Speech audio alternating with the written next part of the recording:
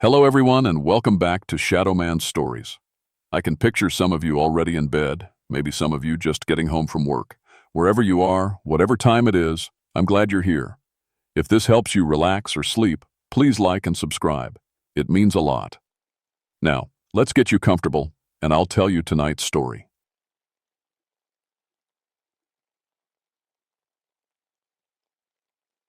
My name is Ezekiel Thornburg, but most folks just call me Zeke. I've been a ranger in these Kentucky mountains for 22 years now, ever since I started as a fire lookout back in 1932. Seen these woods through the Depression, through the war, through good times and lean. Lost my boy Tommy somewhere in the Pacific, never did find out exactly where. But that's neither here nor there. Point is, I know these mountains, know every trail, every creek, every hollow where the old-timers used to live before they moved on or passed away. And I always figured the stories about wild children were just folks making excuses for bad parenting or trying to spook city people who came hunting. But that was before April of 1954, before I found those bones in Ramp Hollow. The Daniel Boone National Forest is full of places that time forgot, deep ravines where the sun barely touches ground, thick with rhododendron and mountain laurel. Ramp Hollow is one of those places. It's where the wild leeks grow thick as hair on a dog's back, and come April, folks from 3 counties over make the hike down there to harvest them. Ramps are strong-tasting things, like onions and garlic had a mean-spirited cousin, but mountain people prize them something fierce after a long winter of canned goods. I was making my rounds that Tuesday morning when I heard the dogs. Not barking like they'd treed something, but howling like they were scared or hurt. Found them at the edge of Ramp Hollow, 3 blue-tick hounds that belonged to Cal Whitman from over in Pine Ridge. Good hunting dogs, not the kind to spook easy. But there they were, hackles up, whining and carrying on like they'd seen the devil himself. Cal was nowhere to be found. The hollow stretched out below me, maybe 200 yards across and twice that long, with steep sides covered in that thick mountain growth. A creek ran down the middle, clear as glass and cold as January. Perfect place for ramps, and Cal knew it better than most. He'd been coming here for 30 years, same as his daddy before him. But the dogs wouldn't go down, not even when I called them. They just sat at the rim, looking down into that hollow like something was waiting for them in the green shadows below. I should have paid more attention to those dogs. The path down was narrow and slick from morning dew. Took me near 10 minutes to reach the bottom, following the old trail that generations of ramp hunters had worn into the hillside. The air down there was different somehow, thicker, cooler than it should have been for April. And quiet. Too quiet. No bird song, no squirrels chattering, no buzz of insects. Just the soft gurgle of the creek and my boots on wet leaves. Found Cal's truck parked where the old logging road ended. Driver's door hanging open, keys still in the ignition. His ramp basket was on the seat, empty. A thermos of coffee sat on the dashboard, still warm to the touch. Whatever happened to Cal, it happened recent. I called his name. Sound seemed to get swallowed up by the hollow, like the trees and rocks were drinking it in. Called again, louder. Nothing but my own echo coming back, flat and strange. That's when I started noticing the other things. Little things that didn't sit right. The ramp patches looked wrong. Not harvested clean like you'd expect from an experienced picker, but torn up. Roots pulled out in clumps, leaves scattered around like something had been digging. Or fighting. And the mud near the creek was all churned up, but I couldn't make out clear tracks. Just impressions that might have been feet, if feet came in sizes too small for a grown man and too big for any child I knew of. Found Cal's hat hanging on a tree branch about shoulder high. No wind down there to speak of, so it hadn't blown there. Someone or something had put it there on purpose, and that's when I saw the first bones. They were arranged in a circle around the base of a big oak tree. White and clean as if they'd been picked over by carrion birds. But these bones were old, real old. Some looked like they might have come from deer or hogs, but others looked different. Longer. Shaped wrong for any animal I knew. The old stories came back to me then, the ones I'd heard growing up, but never paid much mind to. About the Spanish flu that hit these mountains in 1918, killed whole families in some of the back hollows. About children found wandering the woods weeks later, wild-eyed and unable to speak. About sounds in the night that weren't quite human and weren't quite animal either. Just mountain talk, I'd always told myself. Folks need something to blame when bad things happen. But standing there in that quiet hollow, looking at those arranged bones with Cal's warm coffee still steaming on his dashboard, I wasn't so sure anymore. Something moved in the trees across the creek, just a flash of pale skin between the green leaves. There and gone so quick I might have imagined it.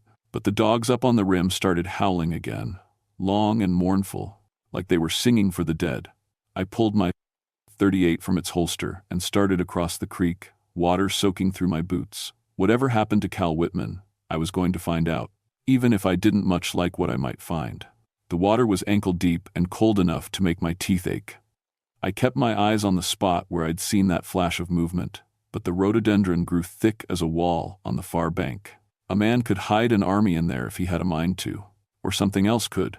I was halfway across when I heard the sound. Soft at first, like wind through leaves. But then I realized what it was. Singing. A child's voice, high and sweet, singing something I almost recognized. An old hymn maybe, or a lullaby. But the words were wrong somehow, twisted around, until they didn't mean what they used to mean. "Cal," I called out. "Cal Whitman, you in there?" The singing stopped. Then I heard something else. A clicking sound, like someone making noise with their tongue against their teeth. Click, click, pause. Click, click, click, like a code or a language I didn't understand. More clicking answered from somewhere to my left. Then from my right. They were talking to each other, whatever they were, and I was standing in the middle of their conversation like a fool with his britches down. I reached the far bank and pushed through the rhododendron thicket, thorns catching at my jacket. The singing started up again, but different this time. Multiple voices, weaving in and out of each other like some kind of harmony. Still that same twisted hymn, still wrong in ways I couldn't put my finger on. Found a narrow deer trail leading deeper into the woods and followed it, gun ready. The trail was well used, but the tracks in the soft earth weren't from deer. They were human footprints, but small, child-sized. Dozens of them, maybe more, pressed into the mud like a whole school class had come walking through. But these weren't normal children's tracks. They were too narrow, toes spread too wide, like feet that had never worn shoes. And some of the prints showed claw marks where nails should have been. The trail led to a clearing maybe 30 feet across, ringed by old-growth trees that must have been standing when Daniel Boone himself walked these ridges. In the center was a circle of stones, blackened by old fires. Animal bones were scattered around like leftovers from a picnic, but picked cleaner than any human teeth could manage. And arranged in the middle of it all was Cal's gear. His ramp knife, his work gloves, his canvas jacket, all folded neat as you please, like someone had taken care with them. But no Cal. The clicking started up again, coming from the trees around the clearing. I turned in a slow circle, trying to spot movement in the shadows, but it was like trying to catch smoke with your bare hands. They were there. I could feel eyes on me, but they stayed hidden. "I know you're there," I called out. "I'm a federal ranger, and I'm looking for Cal Whitman. He's a friend of mine, and I'm not leaving without him." Silence. Then, from somewhere above my head, a voice spoke. "Cal, man, good, meet." The words were slurred, like someone learning to talk for the first time. Or someone who'd forgotten how. I looked up and saw a pale face peering down at me through the leaves. There for just a second, before disappearing. A child's face, but wrong. Eyes too big, mouth too wide, teeth filed to points like an animal's. "Where is he?" I demanded. "What did you do with Cal?" Laughter answered me.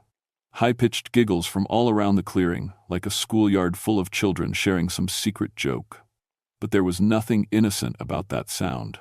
It made my skin crawl and my trigger finger itch. One of them dropped from a tree branch not 10 feet away. A boy, maybe 12 years old, but thin as a rail and covered in mud and leaves. His hair hung long and matted, and when he smiled at me, I saw those filed teeth gleaming white as bone. "Ranger. Man. Come, play," he said in that same broken way of talking. Then he tilted his head and made that clicking sound, and I heard it answered from a dozen places around the clearing. They were surrounding me. More of them appeared, dropping from branches or stepping out from behind trees like ghosts materializing in daylight. Children, all of them, ranging in age from maybe 8 to 16. But they moved wrong, crouched low like animals, fingers splayed against the ground. And their eyes, Lord help me, Their eyes were the color of winter sky, pale and cold as death itself. "Where's Cal?" I asked again, trying to keep my voice steady.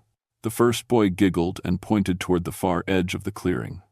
There was something there, half hidden under a pile of leaves and branches. Something the size and shape of a man. I started toward it, and they let me, following along like a pack of curious dogs. But I could feel the menace coming off them in waves. That barely contained wildness that meant violence was just a heartbeat away. What was left of Cal Whitman wasn't much to look at. They'd stripped the meat from his bones neat as you please, leaving him arranged like one of those medical skeletons you see in doctors' offices. His skull grinned up at me from the leaf pile, and I could see the teeth marks scored into the bone. Human teeth marks. I raised my gun, but they were already moving, fast as snakes, scattering into the underbrush before I could draw a bead on any of them. The boy who'd spoken to me was the last to go, backing away with that horrible smile still plastered across his face. "Ranger. Man. Stay. And play," he said. "We. Hungry. Again. Soon." Then he was gone, melted back into the forest like he'd never been there at all. But I could still hear them moving around me, still hear that soft clicking as they talked to each other in their twisted language. I backed toward the trail, gun sweeping back and forth, but I might as well have been shooting at shadows. They were there. I knew they were there, but they stayed just out of sight, playing with me, letting me know I was outnumbered and outmatched in their territory. Made it back to the creek without them showing themselves again, but I could feel eyes on me every step of the way. Watching, waiting, planning. When I reached the water, I turned for one last look at the hollow. That's when I saw them all, standing at the edge of the clearing like a pack of wolves saying goodbye to a departing stranger. Must have been 20 of them, maybe more. Children who weren't children anymore, who'd forgotten what it meant to be human. The boy who'd spoken raised one pale hand and waved at me, still smiling with those filed teeth. And I realized, with a chill that went straight to my bones, that they were letting me go on purpose. They wanted me to leave. They wanted me to tell someone what I'd seen, because they were getting ready to hunt again. I made it back to the ranger station by noon, hands still shaking from what I'd seen. Should have called the state police right then, should have reported Cal's death, and let someone else deal with whatever those things were down in Ramp Hollow. But who was going to believe a story about wild children eating folks in the Kentucky mountains? They'd think I'd gone soft in the head, been in the woods too long. So instead, I called Doc Morrison, the only medical man within 50 miles who'd dealt with mountain folks long enough to know when something wasn't right. Found him at his clinic in Pine Ridge, stitching up a logger who'd had an argument with a chainsaw. "Doc," I said, "I need to ask you about something that happened back in 1918, the Spanish flu outbreak." His hand stilled on the needle. "That's ancient history, Zeke. Why are you asking about that old sadness? Just found something down in Ramp Hollow that doesn't make sense. Cal Whitman's dead. And..." I paused, not sure how to explain what I'd seen. "And it wasn't natural causes." Doc finished his stitching and sent the logger on his way with a bottle of pills and strict orders to keep the wound clean. When we were alone, he poured 2 glasses of whiskey from the bottle he kept in his desk drawer for cases like this. "Spanish flu hit these mountains like the hand of God," he said, settling into his chair with a wheeze. "Killed whole families in some of the back hollows. Worst was the Morrison clan, no relation to me, mind you, had a settlement way up in Dead Man's Creek. 27 souls, including 11 children. Flu took them all inside of a week." He sipped his whiskey and stared out the window at the mountains. Funny thing was, when folks went to bury them a month later, some of the children were missing. Bodies just gone, like they'd walked away on their own. People figured animals had dragged them off, but what? But the bodies that were left hadn't been touched by any animal I ever heard of. Picked clean, sure, but not by bears or wildcats. Something with different teeth altogether. I felt that chill again, thinking of those filed points gleaming in the boy's mouth. What happened to the missing children? Stories started up that fall. Hunters seeing small figures in the woods, moving on all fours like animals. Campers hearing singing in languages that weren't quite human. Dogs refusing to enter certain parts of the forest. He finished his whiskey in one swallow. Most folks figured it was just grief and fear playing tricks on their minds. But some of the old-timers, the ones who knew the Cherokee legends about shapeshifters and spirits of the hungry dead, they said the flu had changed those children. Made them into something that wasn't quite alive and wasn't quite dead either. And you believe that? Doc Morrison looked at me with eyes that had seen too much suffering to dismiss anything outright. I believe there are things in these mountains that medicine can't explain. Things that were here before the white man came and will be here long after we're gone. Question is, what exactly did you see down there? I told him. All of it. The bones, the singing, the boy with his filed teeth and pale eyes. Cal's remains picked clean and arranged like a museum display. When I finished, Doc was quiet for a long time. How many of them did you see? He finally asked. 20, maybe more. All children, or at least they looked like children. But some of them, Doc, some of them looked like they'd been living wild for decades. If what you saw really were the Morrison children, they'd be in their 40s now. But if they stopped aging when the flu changed them. He shook his head. We're talking about something that shouldn't exist. Something that feeds on human flesh and breeds more of its kind. That's when the phone rang. Doc answered it, and I watched his face go pale as he listened to whoever was on the other end. That was Sheriff Brady, he said when he hung up. 3 more folks have gone missing since yesterday. The Patterson family from Elkhorn Ridge went out to harvest ramps and never came home. My blood turned to ice water. Where were they headed? Ramp Hollow. We took Doc's truck and drove as far as the old logging road would let us, then hiked the rest of the way on foot. The sun was getting low by the time we reached the rim of the hollow, painting the trees in shades of red and gold that reminded me too much of blood. The Patterson truck was parked next to Cal's, doors hanging open like the family had left in a hurry. But there was no sign of Jim Patterson, his wife Mary, or their 2 teenage boys. Stay close, I told Doc as we made our way down the narrow trail, and keep that shotgun ready. The hollow felt different than it had that morning. Expectant, like the whole place was holding its breath. The air was thick with the smell of decaying leaves and something else underneath it. Something sweet and rotten that made my stomach turn. We found the Patterson family at the stone circle, or what was left of them. They'd been arranged the same way Cal had been, bones picked clean and laid out with the same careful precision. But this time there were other things mixed in with the human remains. Animal bones, dozens of them, all showing the same teeth marks. Squirrels, possums, even what looked like the skeleton of a young deer. Sweet Jesus, Doc whispered, crossing himself. How many of them are there? That's when the singing started. It came from all around us, that same twisted hymn I'd heard before, but louder now. More voices joining in, creating a harmony that raised the hair on my arms and made my teeth ache. And underneath the singing, I could hear that clicking language, faster, now, urgent. They were excited. The first one appeared at the edge of the clearing, a girl this time, maybe 10 years old, with long blonde hair matted with mud and leaves.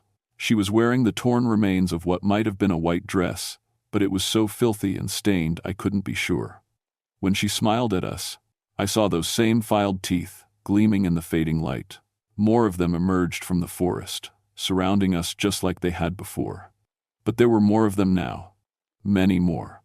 I counted at least 30 before I lost track, and they kept coming. Children of all ages, some clearly recent additions to their pack, others who looked like they'd been living wild for years. And in the back, moving with the careful gait of something very old and very dangerous, I saw the biggest one yet.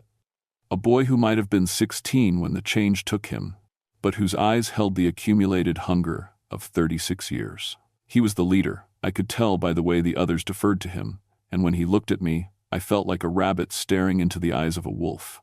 2 more, come, to, feed, us, he said in that same broken speech. Good. Ranger, man, brings. Friends? Doc raised his shotgun, but there were too many of them, spread out too wide. We might get 2 or 3 before they swarmed us, but that would be the end of it. What do you want? I called out, trying to buy time while I looked for an escape route. The leader tilted his head, considering the question.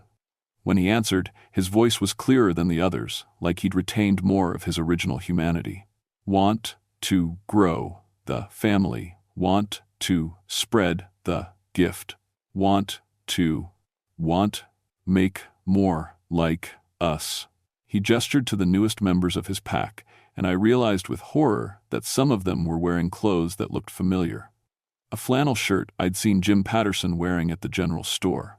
a pair of jeans that belonged to one of his boys. They weren't just killing people, they were changing them, adding them to their pack. And from the way they were looking at Doc and me, we were next on their list. "Run," I whispered to Doc, not taking my eyes off the pack leader. "When I start shooting, you run back up that trail and don't look back." But Doc Morrison had been delivering babies and patching up mountain folks for 40 years, and he'd learned a thing or two about facing down the impossible. "Not leaving you here, Zeke. We go together or not at all." The pack was closing in now, moving with that same unsettling grace I'd seen before. They communicated without sound, coordinating their movements through some kind of shared understanding that went beyond normal human capability. It was like watching a single organism with 30 different bodies. The leader stepped forward, and I could see the intelligence burning in those pale eyes. This thing had once been a child, probably the Morrison boy Doc had told me about. 16 years old when the Spanish flu took his family and changed him into something else. But the mind trapped inside that ageless body had learned and grown and adapted over the decades. "You know about us now," he said, each word carefully formed. "Cannot let leave. Cannot let the secret spread." "The secret's already out," I lied. "I told the sheriff everything. He's on his way here with a dozen men and hunting dogs." The leader's smile showed those filed teeth. "Sheriff Brady, very fat man, very slow runner. We know him well." My blood turned cold. "If they'd killed the sheriff too, how many people have you taken?" I demanded. "Many, over the years. Some we eat, some we change. Depends on how hungry we are." He gestured to the bones scattered around the clearing, and I realized this wasn't just the Patterson family and Cal. This was the accumulated remains of decades of hunting. Dozens of people who disappeared in these mountains over the years, all attributed to accidents or wild animals or simple misfortune. "The gift is spreading," the leader continued. "Soon, there will be enough of us to leave the hollow, to hunt in the towns below." That's when Doc spoke up, his voice steady despite the fear I could see in his eyes. "You were human once, all of you. There's still something human left inside, or you wouldn't be talking to us, you'd just attack." Some of the younger ones tilted their heads at this, like they were remembering something half-forgotten. But the leader's expression hardened. "Human is weak. Human dies. We are beyond death now, beyond pain, beyond and fear, beyond love," Doc said quietly, "beyond family, beyond everything that makes life worth living." For a moment, something flickered in those pale eyes, a shadow of the boy who had died 36 years ago, afraid and alone and watching his family waste away from disease. But then it was gone, replaced by that ancient hunger. "Enough talking," the leader hissed. He made that clicking sound, and the pack moved as one. They came at us from all sides, low and fast, fingers splayed like claws. I got off 3 shots, saw 2 of them go down, but the rest kept coming. Doc's shotgun boomed beside me, and another one tumbled backward into the creek. But there were too many, moving too fast. One of them hit me low, driving me to the ground, and I felt those filed teeth searching for my throat. I rolled, managed to get my boot into its stomach and kick it away, but 2 more took its place. They moved like animals, but with human cunning, trying to pin my arms while their leader approached with that horrible smile. That's when I heard the sound that saved our lives.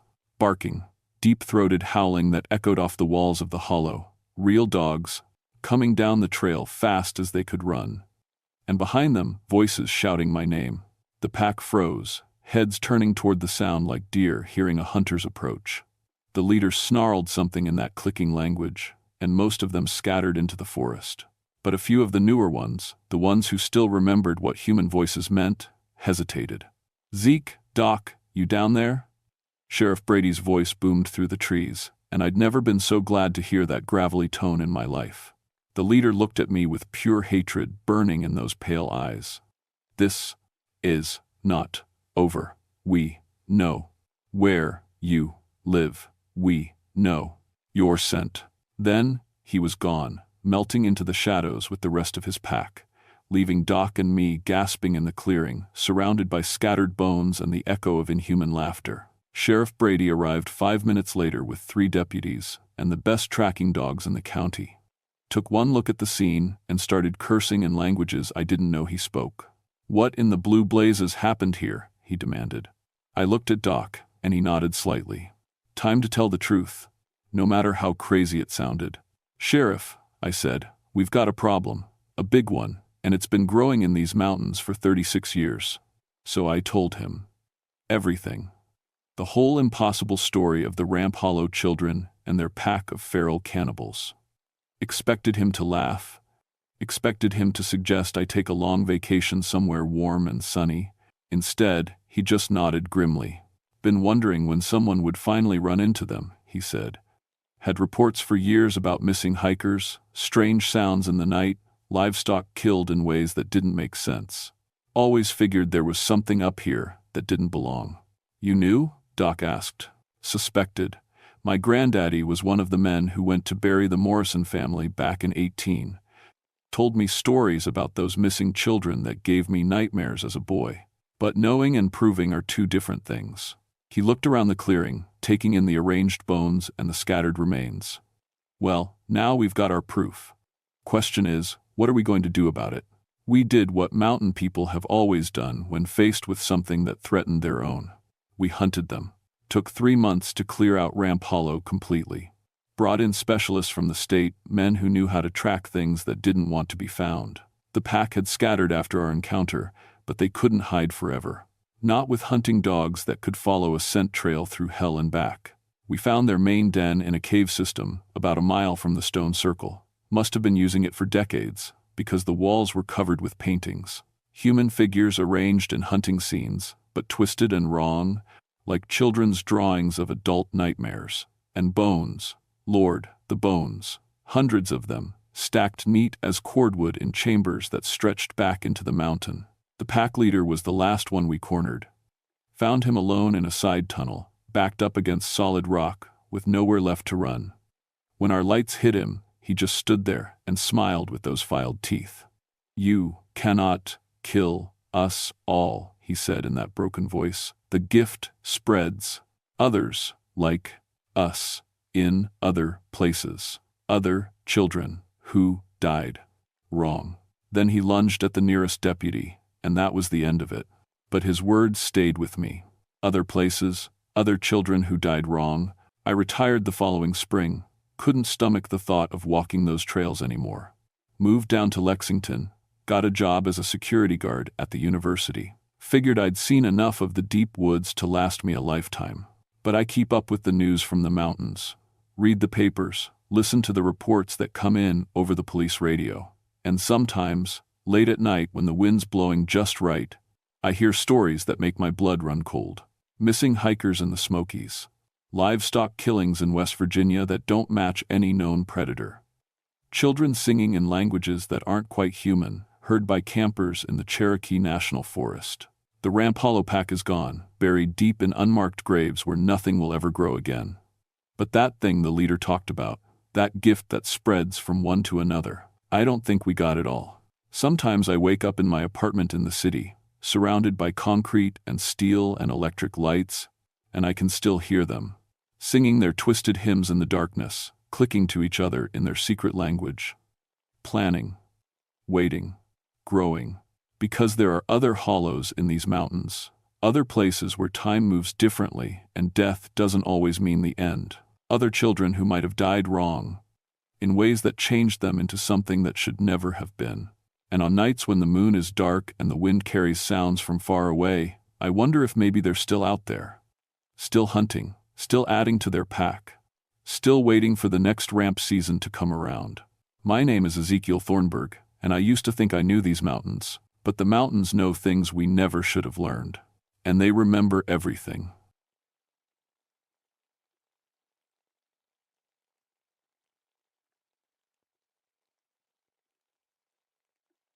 My name is Augustus Thornfield, but most folks just call me Gus. I've been a forest ranger for 19 years now, working the wild country where Tennessee and Virginia shake hands along the Cherokee National Forest. It's beautiful land, but it's got secrets buried deeper than tree roots. I wasn't supposed to be working that August day in 1971. Hell, none of us were. The drought had everything bone dry, and we'd closed the forest to visitors. Fire danger was through the roof. But Dr. Sarah Chen from the university had called 3 times that week about her missing archaeology team. They were studying the old Melungeon settlement, she'd told me over the crackling phone line. 5 graduate students. They haven't checked in for 4 days. I knew the place she meant. Hidden Valley about 8 miles up the Powell River, where it cuts through the mountains. Old-timers called it Cursed Hollow, though the maps just marked it as Survey Point 47. The Melungeons had lived there back in the 1800s before. Well, before things went bad. My grandmother used to tell stories about them. Strange people, she'd say. Mixed blood, part Cherokee, part Portuguese, part God knows what. They kept to themselves mostly, but when the white settlers started pushing them out, the Melungeons didn't go quiet. Story was, the last family to leave put a curse on the land. Blood curse. My grandmother called it. Said it would claim anyone who disturbed their rest. I never put much stock in those old tales. I had an anthropology degree from UT, spent years documenting Appalachian folklore. Academic interest, you understand. The curses and haints and mountain magic, they were just stories people told to make sense of hard times. But something about that valley always felt wrong to me. The hike up there took me 3 hours through heat that felt like walking into an oven. No wind, no bird songs, nothing but the crunch of dead leaves under my boots. Even the creek was dry, just white stones sitting in an empty bed like old bones. The whole forest felt like it was holding its breath. I found their camp around noon. 5 tents arranged in a careful circle, research equipment scattered around a cold fire pit. But something was off. The metal stakes holding down the tents had melted. Not burned, melted. Twisted into impossible shapes like someone had grabbed them with hands hot as forge fire. Their notebooks were there, pages fluttering in the slight breeze. I picked one up and read the last entry, dated 4 days ago. Asterisk. Found, stone foundation, under the oak grove. Petroglyphs match Cherokee symbols for blood debt and eternal watching. Local informant, elderly woman, named Maddie Blackwood, warned us to leave before sunset. Says the old families never really left this place. Ridiculous superstition, of course, but the heat here is strange. Temperature readings don't match what we're feeling. Asterisk. I looked around for more clues. Their water jugs were empty, but not from drinking. The plastic had been drained somehow, like something had sucked every drop right through the walls. Same with their food. Jerky dried to powder, canned goods split open and empty. That's when I noticed the footprints. They started at each tent and led toward the old settlement ruins. 5 sets of boot prints, clear as day in the dust. But alongside them were other marks. Bare feet, human-sized but wrong somehow. The impressions were too deep, like whoever made them weighed twice what they should. And they were still warm. I touched one with my finger and jerked my hand back. The earth was hot enough to raise blisters. Following the trail, I pushed through a stand of dead oaks into what had been the settlement proper. Foundation stones poked up through the weeds like broken teeth. In the center stood one structure still mostly intact, an old cabin with a stone chimney and walls black with age. The student's trail led right to the front door. I called out, "Hello? Doctor. Chen sent me to check on you folks." My voice echoed strangely in the heat, like the mountains were swallowing the words. No answer. But I could have sworn I heard something from inside the cabin. Voices, maybe. Whispers. I approached the door, noting more of those wrong footprints in the dust. The wood was so old it looked petrified, but the metal hinges had melted just like the tent stakes. The door hung open about 6 inches, showing nothing but darkness beyond. That's when I heard it, clear as anything. My own voice calling from inside. "Hello, Doctor. Chen sent me to check on you folks." My exact words, my exact tone. But I was standing outside. Every instinct told me to run. 19 years in these mountains had taught me to trust my gut, but 5 young people were missing, and I had a job to do. I pulled out my flashlight and pushed through the door. The inside of the cabin was wrong. Not just old or abandoned wrong, but fundamentally impossible wrong. The space was bigger than the outside walls could contain, stretching back into shadows my light couldn't touch. And it was cold. In 100-degree heat, the air inside was winter cold. But the worst part was what I found on the floor. 5 sets of clothes, laid out neat as you please. Shirts, pants, boots, everything the missing students had been wearing. Still warm to the touch. Still shaped like they had bodies in them, but empty. And hanging on the far wall, too dark to see clear, but they're all the same, were 5 human-shaped shadows. They moved when my light hit them, turning toward me with a sound like wind through dry leaves. That's when I ran. I made it back to the ranger station by sunset, shaking like a leaf and talking too fast. My supervisor, Bill Hawkins, listened to my story with the patient expression he used for drunk hikers reporting Bigfoot sightings. "Gus, you've been working too hard," he said, pouring coffee from a pot that had been cooking all day.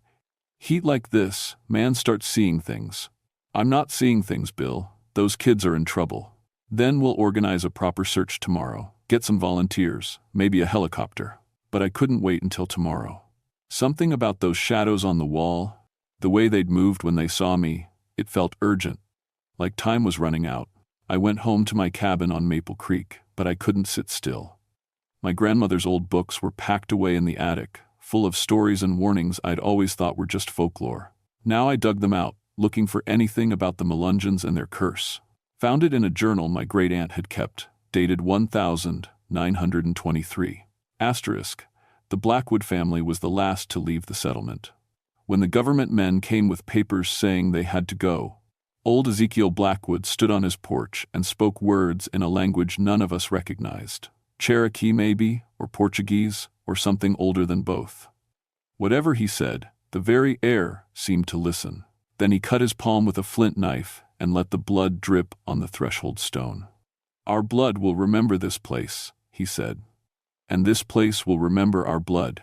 Any who disturb our rest will join it, and their blood will feed the curse until Judgment Day." Asterisk. I was still reading when I heard the knock on my door. 3 soft taps, pause, 3 more taps. The way my late wife used to knock when she came home from the night shift at the hospital, but Mary had been dead for 6 years. I looked through the window and saw her standing on my porch, wearing the blue dress she'd been buried in. She looked exactly like I remembered. Brown hair, kind eyes, that small scar on her chin from falling off her bike as a child. Even her smile was the same. "Gus," her voice carried through the door, sweet and familiar. "I've been waiting for you to come home." My hands were shaking as I reached for the doorknob. Part of me, the part that missed her so bad it felt like a physical wound, wanted to open that door more than anything in the world. But I'd seen those empty clothes in the cabin. I'd felt the wrongness in that valley. "You're not Mary," I said through the door. Her expression didn't change, but something shifted in her eyes. "Of course I'm Mary. Don't you recognize your own wife?" Mary never called me Gus, she called me Augie. The thing wearing my wife's face tilted its head, considering. "Augie then, please let me in, I'm so cold." I backed away from the door, reaching for the loaded shotgun I kept by the fireplace. "What do you want?" "Just to hold you again." She pressed her face against the window glass. "Just to touch you one more time." Her breath fogged the window, but the fog was red. "Where are the students?" I demanded. "Students?" The Mary thing looked confused for a moment.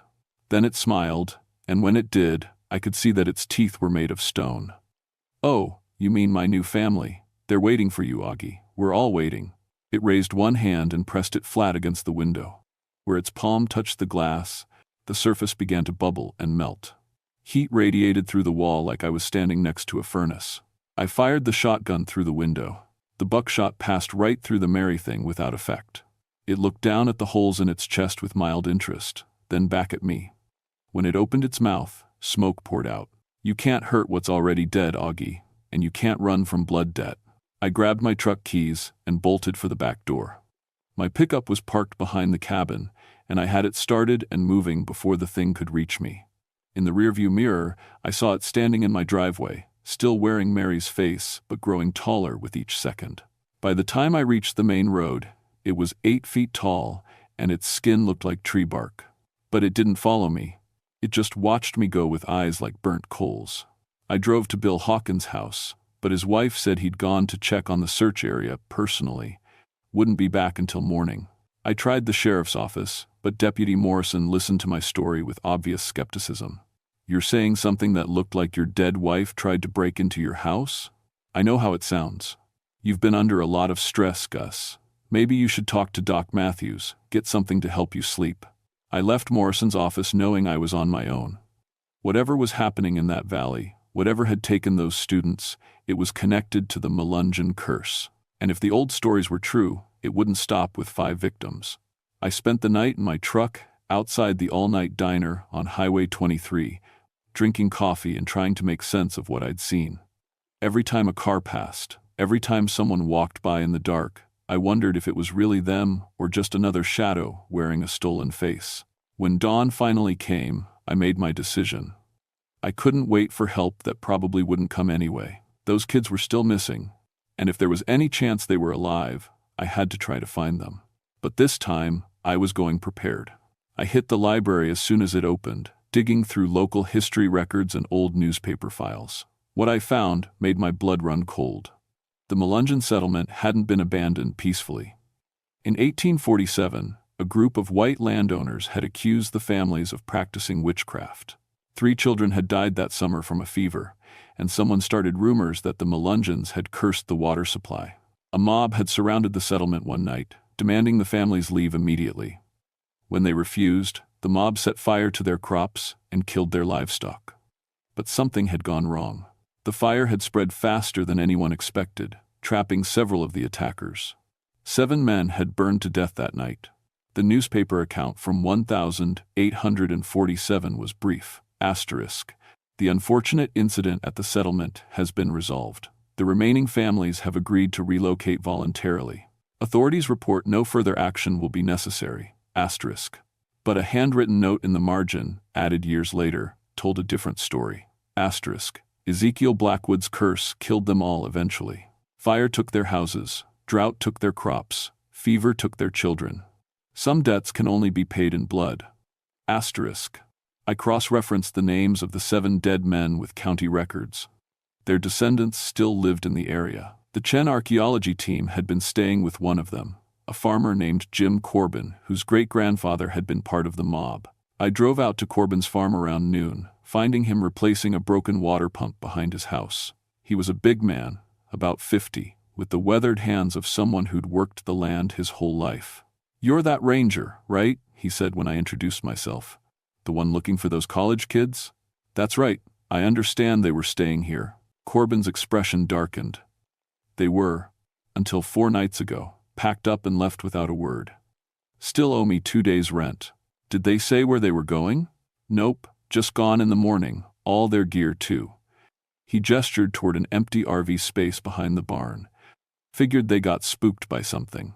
"Spooked how?" Corbin was quiet for a long moment, working on the pump with more force than necessary.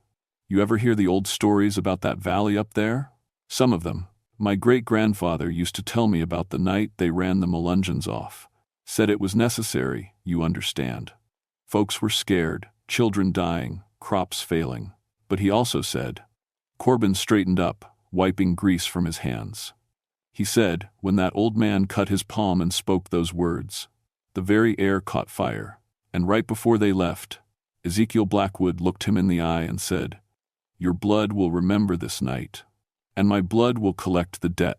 You think that's what happened to the students?" "I think some things are better left alone." Corbin picked up his tools and started walking toward the house. "And I think you'd be smart to stay away from that valley." But I couldn't stay away. By 2 o'clock, I was back on the trail, this time carrying everything I thought might help.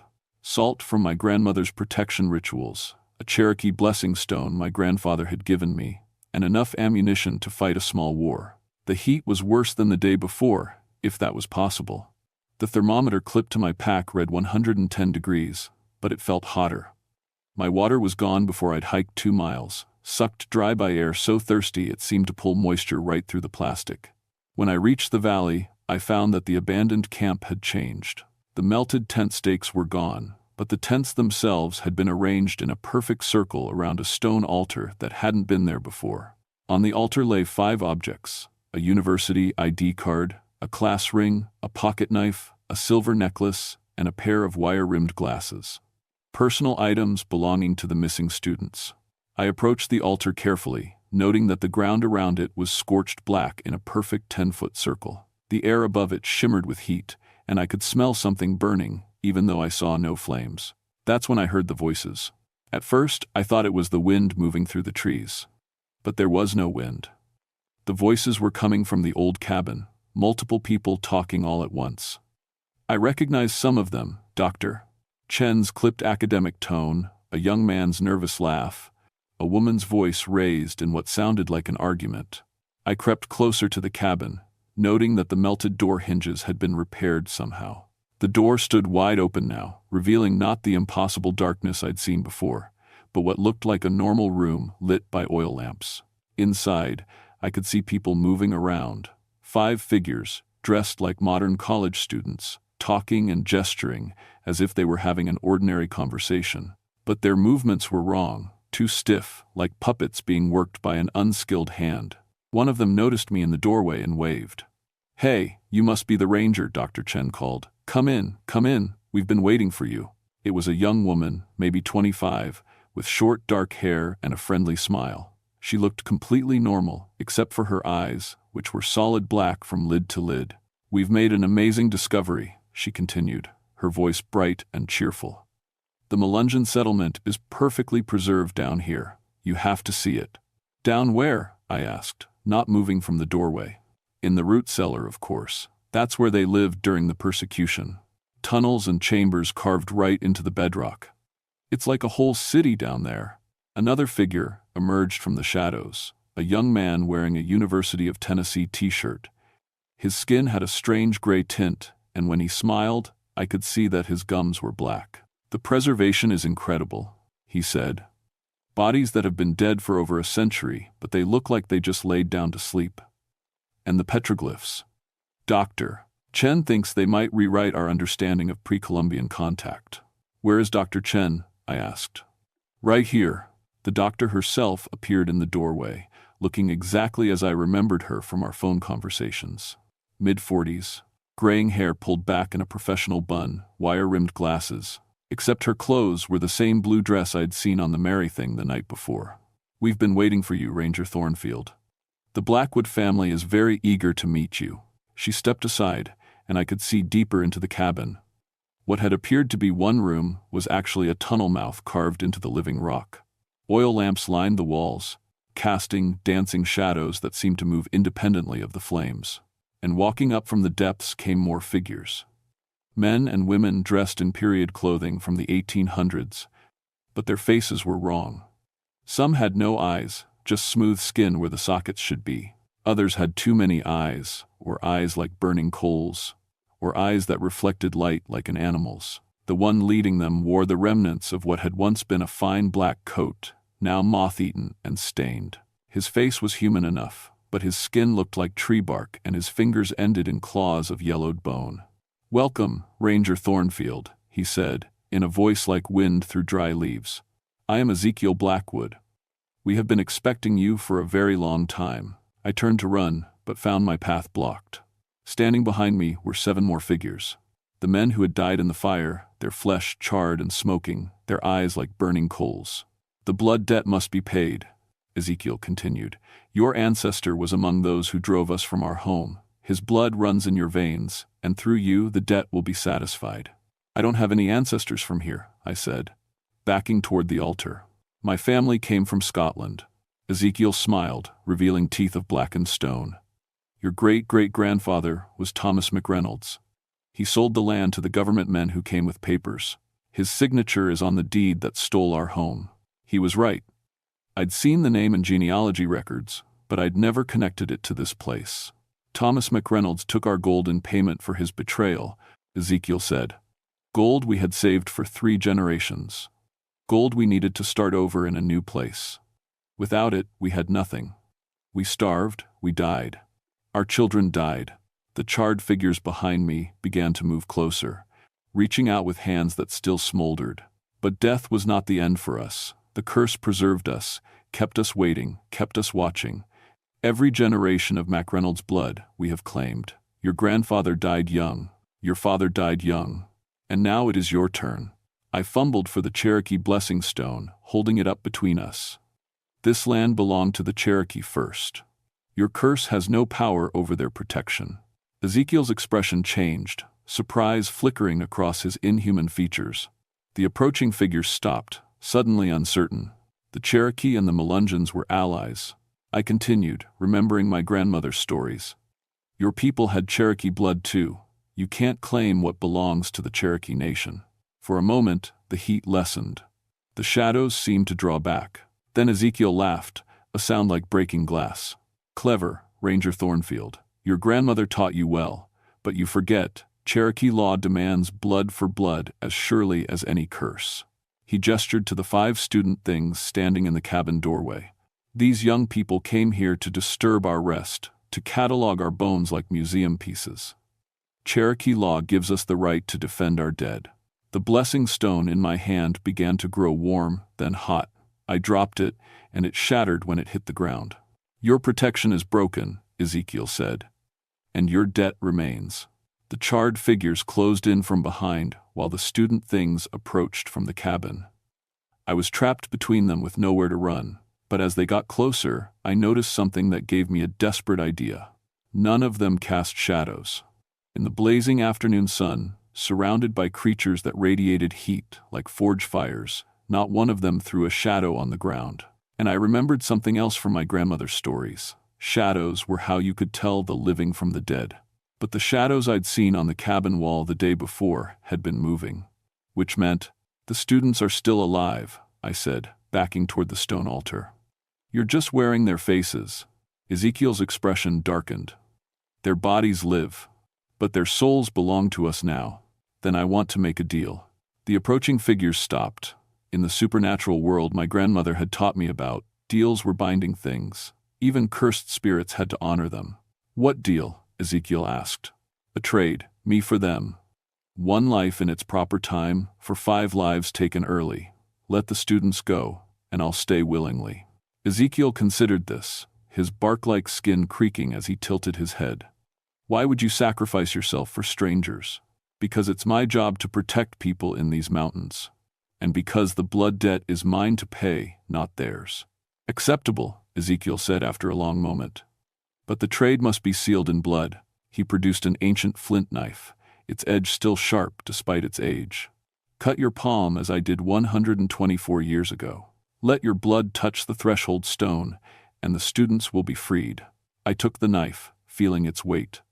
The handle was worn smooth by generations of hands, and I could sense the power in it, not evil exactly, but old and hungry. But first, I said, I want to see them, the real students, not these puppets. Ezekiel gestured toward the cabin. The student things stepped aside, revealing the tunnel mouth carved into the rock. Follow me. We descended into darkness, lit by oil lamps that had been burning for over a century. The tunnel walls were covered with petroglyphs, not Cherokee symbols as I'd expected, but something older, something that hurt to look at directly.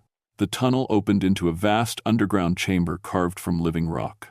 And there, arranged around the walls like sleeping children, were dozens of bodies. Some wore clothes from the 1800s, the original Melungeon families who had died after being driven from their home. Others were more recent, hikers and hunters who had wandered into the valley over the decades, all perfectly preserved by the unnatural cold of the chamber. And in the center, lying on stone slabs like sacrificial altars, were the 5 missing students. They breathed, but their eyes were closed and their skin was pale as marble. Wisps of shadow moved above their bodies like smoke, and I realized these were their souls, trapped between life and death. The curse feeds on life force, Ezekiel explained. It has kept us aware through the long years, waiting for justice. When the debt is paid, we will finally rest. I looked at the students, so young and full of promise. Then I looked at the dozens of other victims, people who had died for nothing more than being in the wrong place at the wrong time. How do I know you'll honor the deal? I asked. Because blood magic is binding. Once the trade is made, we cannot break it. I raised the flint knife, placing the edge against my palm. But as I prepared to cut, I heard a voice from the tunnel entrance. Don't do it, Augie. I turned to see my wife Mary standing in the lamplight, not the twisted thing that had visited me the night before, but the real Mary. her spirit, somehow drawn to this place of death and sorrow. "Mary," I whispered. "The deal he's offering isn't what you think," she said, moving closer. "Look around you. Look at all the people who made the same trade over the years." I looked again at the preserved bodies and realized the truth. They weren't just victims of the curse. They were people who had tried to save others by offering themselves instead. People who had made the same deal I was about to make. "The curse doesn't want to rest," Mary continued. "It wants to feed. Your death won't free the students. It will just give it power to claim more victims." Ezekiel hissed, his human mask slipping away to reveal something ancient and hungry. "Silence, spirit. You have no power here." But Mary smiled sadly. "I have the power of love, Ezekiel, and love is stronger than any curse." She reached out to touch my face, and I felt warmth flow through me. Not the killing heat of the curse, but the gentle warmth of genuine affection. And in that warmth, I found clarity. "There is another way," I said, backing toward the tunnel entrance. "Cherokee law allows for a champion's trial. Trial by combat." Ezekiel's eyes narrowed. "You would fight me? I would fight you. Winner takes all, the students, the curse, everything." "Foolish. I am already dead. You cannot kill what has no life." "Maybe not," I said, pulling out the silver cross my grandmother had given me. "But I can send you to whatever judgment you've been avoiding for over a century." Ezekiel roared, his form expanding until he filled half the chamber. His skin became true bark, his fingers grew into root-like claws, and his eyes blazed like coals. "You think your Christian trinkets can harm me? This isn't a Christian symbol," I said, holding up the cross. "It's Cherokee, the four directions, the balance of all things, and you've been out of balance for too long." I pressed the cross against his chest. Light erupted from the point of contact, not the golden light of heaven, but the clean white light of justice. Ezekiel screamed as his form began to dissolve, the bark skin cracking and flaking away. "The debt," he gasped. "The debt is paid," I said firmly. "Paid by a century of suffering, paid by dozens of innocent lives. Justice demands an end." The light spread through the chamber, touching each preserved body. One by one, they crumbled to dust. Not from decay, but from release. Their spirits, finally freed, rose like glowing mist toward the ceiling and passed through the rock into whatever waited beyond. The 5 students gasped, their eyes opening as their souls snapped back into their bodies. The unnatural cold left the chamber, replaced by the natural coolness of deep earth. And Ezekiel Blackwood, the last of the Melungeon curse, dissolved into shadow and was gone. The hike back to civilization took 6 hours. The students were weak but alive, confused about where they'd been but grateful to be free. I radioed for medical evacuation once we reached the ranger station, and by midnight they were all safe in the county hospital. Dr. Chen recovered fastest, her academic mind already trying to process what had happened. "The chamber you described," she said when I visited her the next day. "Did you take any photographs?" I shook my head. Camera wouldn't work down there. Too much interference. It was true, though not the whole truth. When we'd climbed back to the surface, I'd found that the tunnel entrance had sealed itself. Where the cabin had stood for over a century, there was now just an empty stone foundation and a pile of very old, very weathered boards. Some things, I'd decided, were better left undocumented. The official report listed the students' disappearance as temporary disorientation due to extreme heat exposure. The melted tent stakes and other strange evidence were attributed to unusual geological thermal activity. Everyone seemed satisfied with these minus explanations, and I didn't offer any alternatives. But I kept thinking about what Mary had told me in that underground chamber. About love being stronger than any curse. 2 weeks later, I got a letter from Maddie Blackwood, the elderly woman who had warned the students to leave the valley. She was Ezekiel's great-great-granddaughter, the last living descendant of the original Melungeon families. Asterisk, Ranger Thornfield. Asterisk, the letter read. Asterisk, I felt my ancestor's spirit pass into rest 2 weeks ago. Whatever you did up there, you freed him from the anger that had kept him bound to this world. The curse is broken, the debt is paid. Thank you for giving my family peace. Asterisk. She enclosed an old photograph, a daguerreotype from the 1840 showing a group of families standing in front of the settlement cabins. In the center stood a young man with kind eyes and work-hardened hands. He looked nothing like the monster I'd fought underground, but everything like someone who might have been a good neighbor if given the chance. Ezekiel Blackwood before the hatred consumed him. I framed the photograph and hung it in my office, along with a small placard that read, "In memory of the Melungeon families, may they find the peace that was denied them in life." The valley itself changed after that summer. The creek started flowing again, fed by springs that had been dry for decades. Trees that had been dying in the drought put out new growth. Wildlife returned. Deer, birds, even a black bear with cubs that I spotted during my monthly patrols. But I still feel watched sometimes when I hike through there. Not by anything malevolent, just aware. Like the land itself is keeping an eye on things, making sure the balance is maintained. And sometimes, on particularly quiet evenings when the light slants through the trees just right, I catch a glimpse of figures moving through the forest. The Melungeon families, I think, finally able to rest in the place they'd loved so much. Finally able to be at peace. The archaeology team published their research the following spring, a comprehensive study of Melungeon culture and settlement patterns that became a standard reference in the field. Dr. Chen dedicated the work to those who came before and to the ranger who made sure their story was told with respect. I kept my job another 15 years, until arthritis in my knees made the mountain trails too difficult. Retired to a cabin on Maple Creek, not far from where I'd grown up. I spend my days now reading and writing, documenting the stories my grandmother told me before they're lost forever. Because I learned something important in that cursed valley. Stories have power. They can trap us in cycles of anger and revenge, or they can set us free to find peace. The choice is always ours. And every August, on the anniversary of that day, I hike back to the valley with a bouquet of wildflowers. I leave them on the old foundation stones where the Blackwood cabin once stood, and I say a prayer for all the souls who found their rest there. The mountains remember everything, but sometimes, with enough love and respect, they can learn to forgive.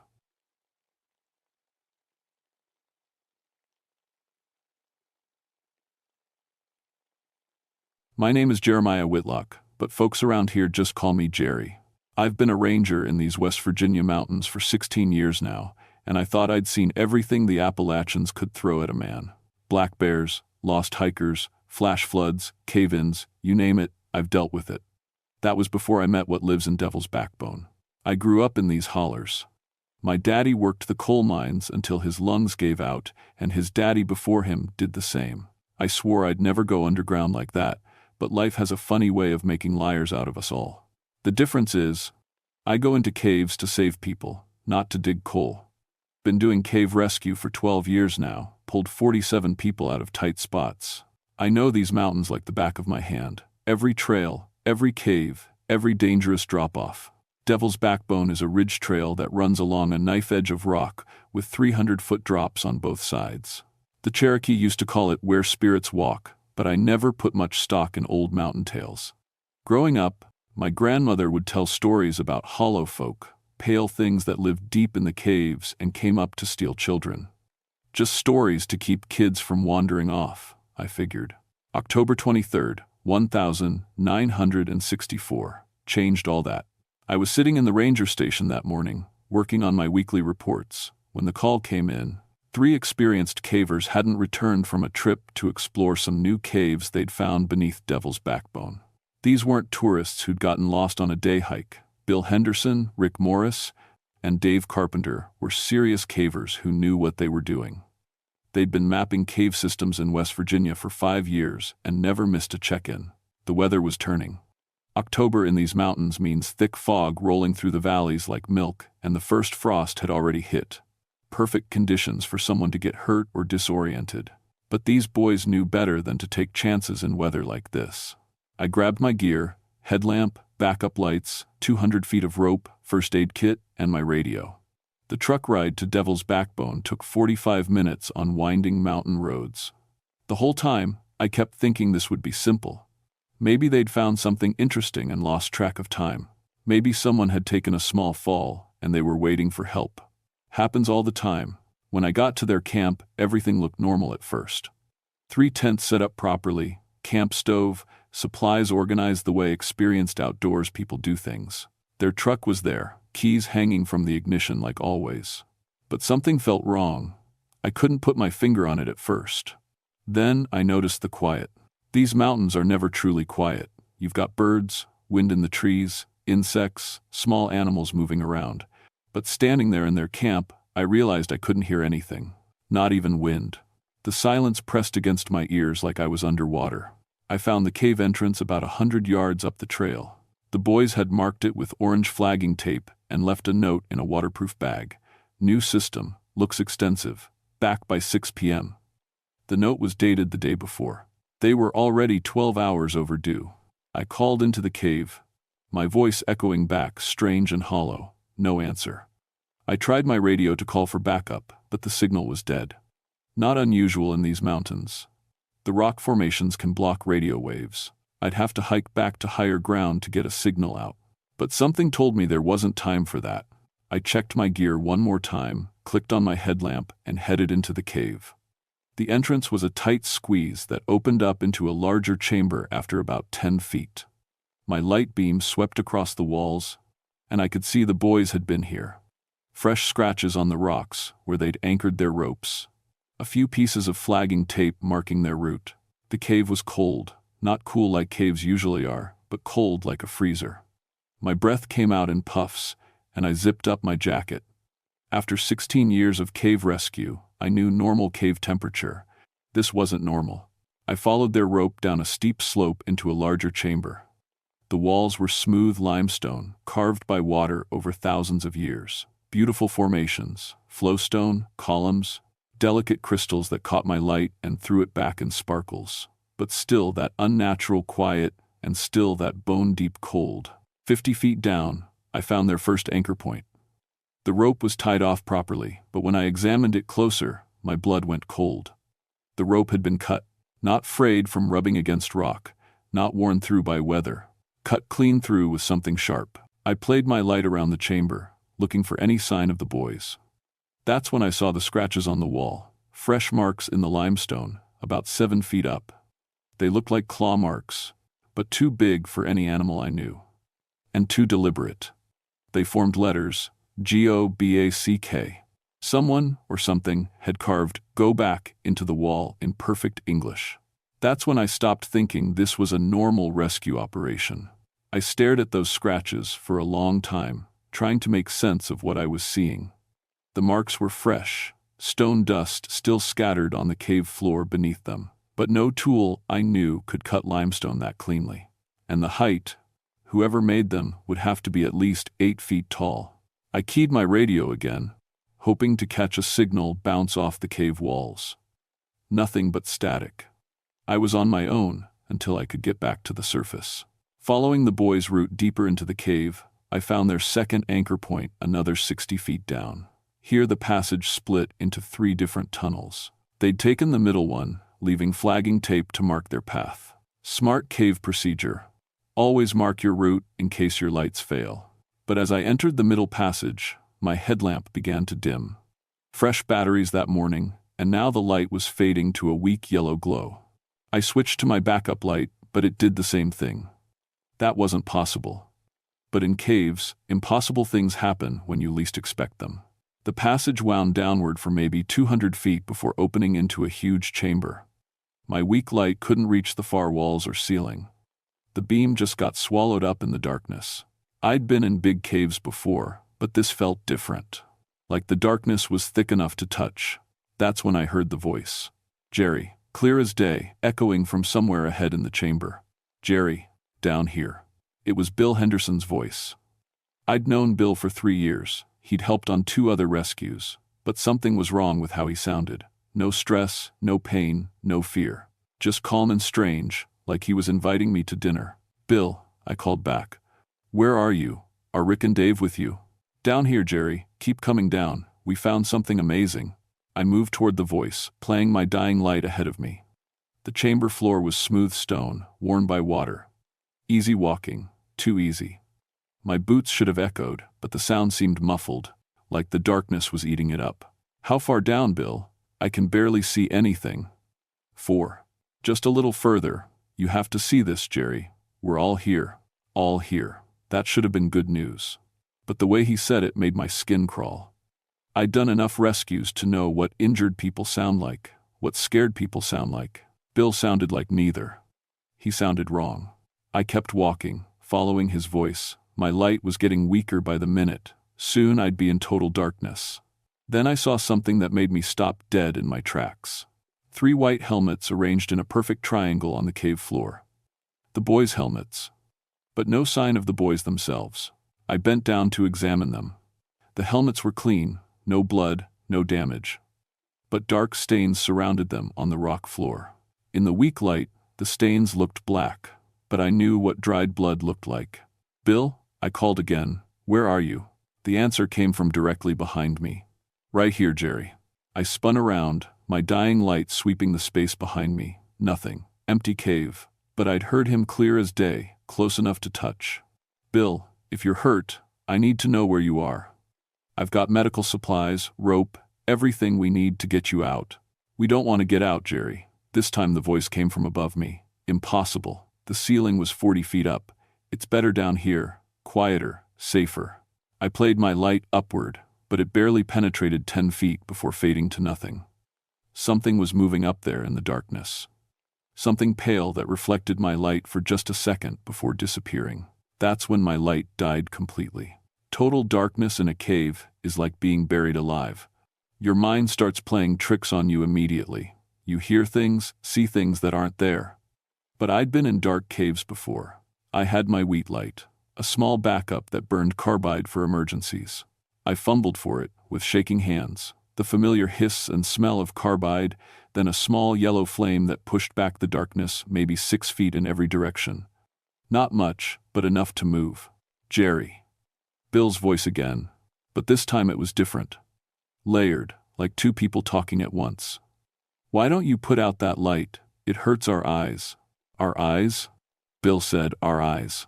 Something moved just at the edge of my light, white and tall and wrong. I turned toward it, but it was gone. Then movement to my left. To my right, all around me in the darkness, things were moving. "Who's with you, Bill?" I kept my voice steady, but my hands were shaking. "Rick and Dave?"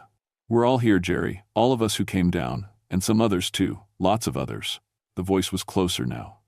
Close enough that I should be able to see him. But there was nothing in my circle of light except smooth stone floor and those 3 bloody helmets. I started backing toward the passage I'd come from, keeping the light moving to cover as much ground as possible. But when I turned around, the passage was gone. Just solid rock wall where the entrance should have been. I was trapped in a chamber with things that sounded like people I knew but weren't people at all. That's when I heard Rick's voice from the darkness. "Jerry, remember that time you pulled me out of Miller's cave? When my rope got tangled and I was hanging upside down for 2 hours?" I remembered. Rick Morris. Hung up 30 feet down with a dislocated shoulder. I'd rappelled down and untangled him, then helped him climb out one-handed. Only Rick, myself, and maybe 2 other rangers knew about that rescue. It hadn't been in any official report. "How do you know about that?" I whispered. "Because I remember everything Rick remembers," the voice said. "Just like I remember everything Bill remembers, and Dave, and all the others who came down here over the years." "Others? How many others?" My carbide light flickered. Maybe 5 minutes of fuel left. After that, total darkness again. I had to move, had to find another way out. But every direction I turned, there was just solid rock wall. The chamber had no exits, except the one that was no longer there. "Don't be afraid, Jerry." Dave Carpenter's voice now, coming from directly above me again. "It doesn't hurt. You just go to sleep, and when you wake up, you understand everything. About the quiet places, about what lives in the deep caves where no light has ever reached." I looked up and saw them. 3 pale figures clinging to the cave ceiling like spiders. Too tall, too thin, with arms and legs that bent in ways human joints don't bend. Their skin was white as cavefish, and their eyes reflected my carbide flame like mirrors. They wore the boys' clothes, but the clothes hung wrong on their stretched-out frames. But worst of all, they had the boys' faces. Stretched and wrong, but recognizable. "What did you do to them?" I asked. The thing with Bill's face tilted its head at an impossible angle. "We didn't do anything to them, Jerry. We are them. We're just better now." adapted, evolved. Join us, said the Rick thing. The quiet is so peaceful down here. No noise, no pain, no worries about the surface world. Just the deep caves and the darkness and us. My light was fading fast, maybe 2 minutes left. I had to do something, anything.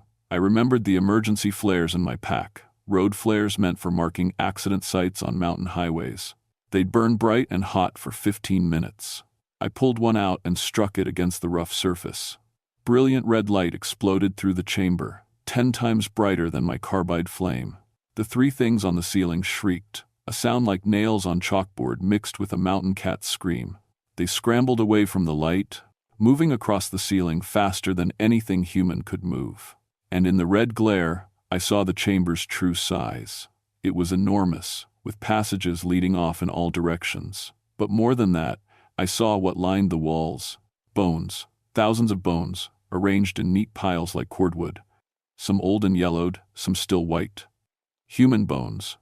And skulls. Dozens of skulls staring down at me with empty eye sockets. At the far end of the chamber, barely visible in the flare light, I saw more of them. More pale, stretched-out things with human faces. Men, women, even what looked like children, all wrong and changed, and hanging from the walls like bats. They were all watching me with those mirror-bright eyes, and they were all smiling. The flare gave me light, but it also painted a target on my back. Every pale thing in that chamber was looking at me now, and I could see there were a lot more than just 3. At least 20 of them clinging to the walls and ceiling, all with faces I almost recognized. People who'd come into these caves over the years and never come back out. I had maybe 12 minutes of flare time, and then I'd be back in the dark with all of them. I had to move. The good news was I could finally see the passages leading out of the chamber. The bad news was there were 7 different tunnels, and I had no idea which one led back to the surface. The boy's flagging tape had disappeared. "You can't leave, Jerry."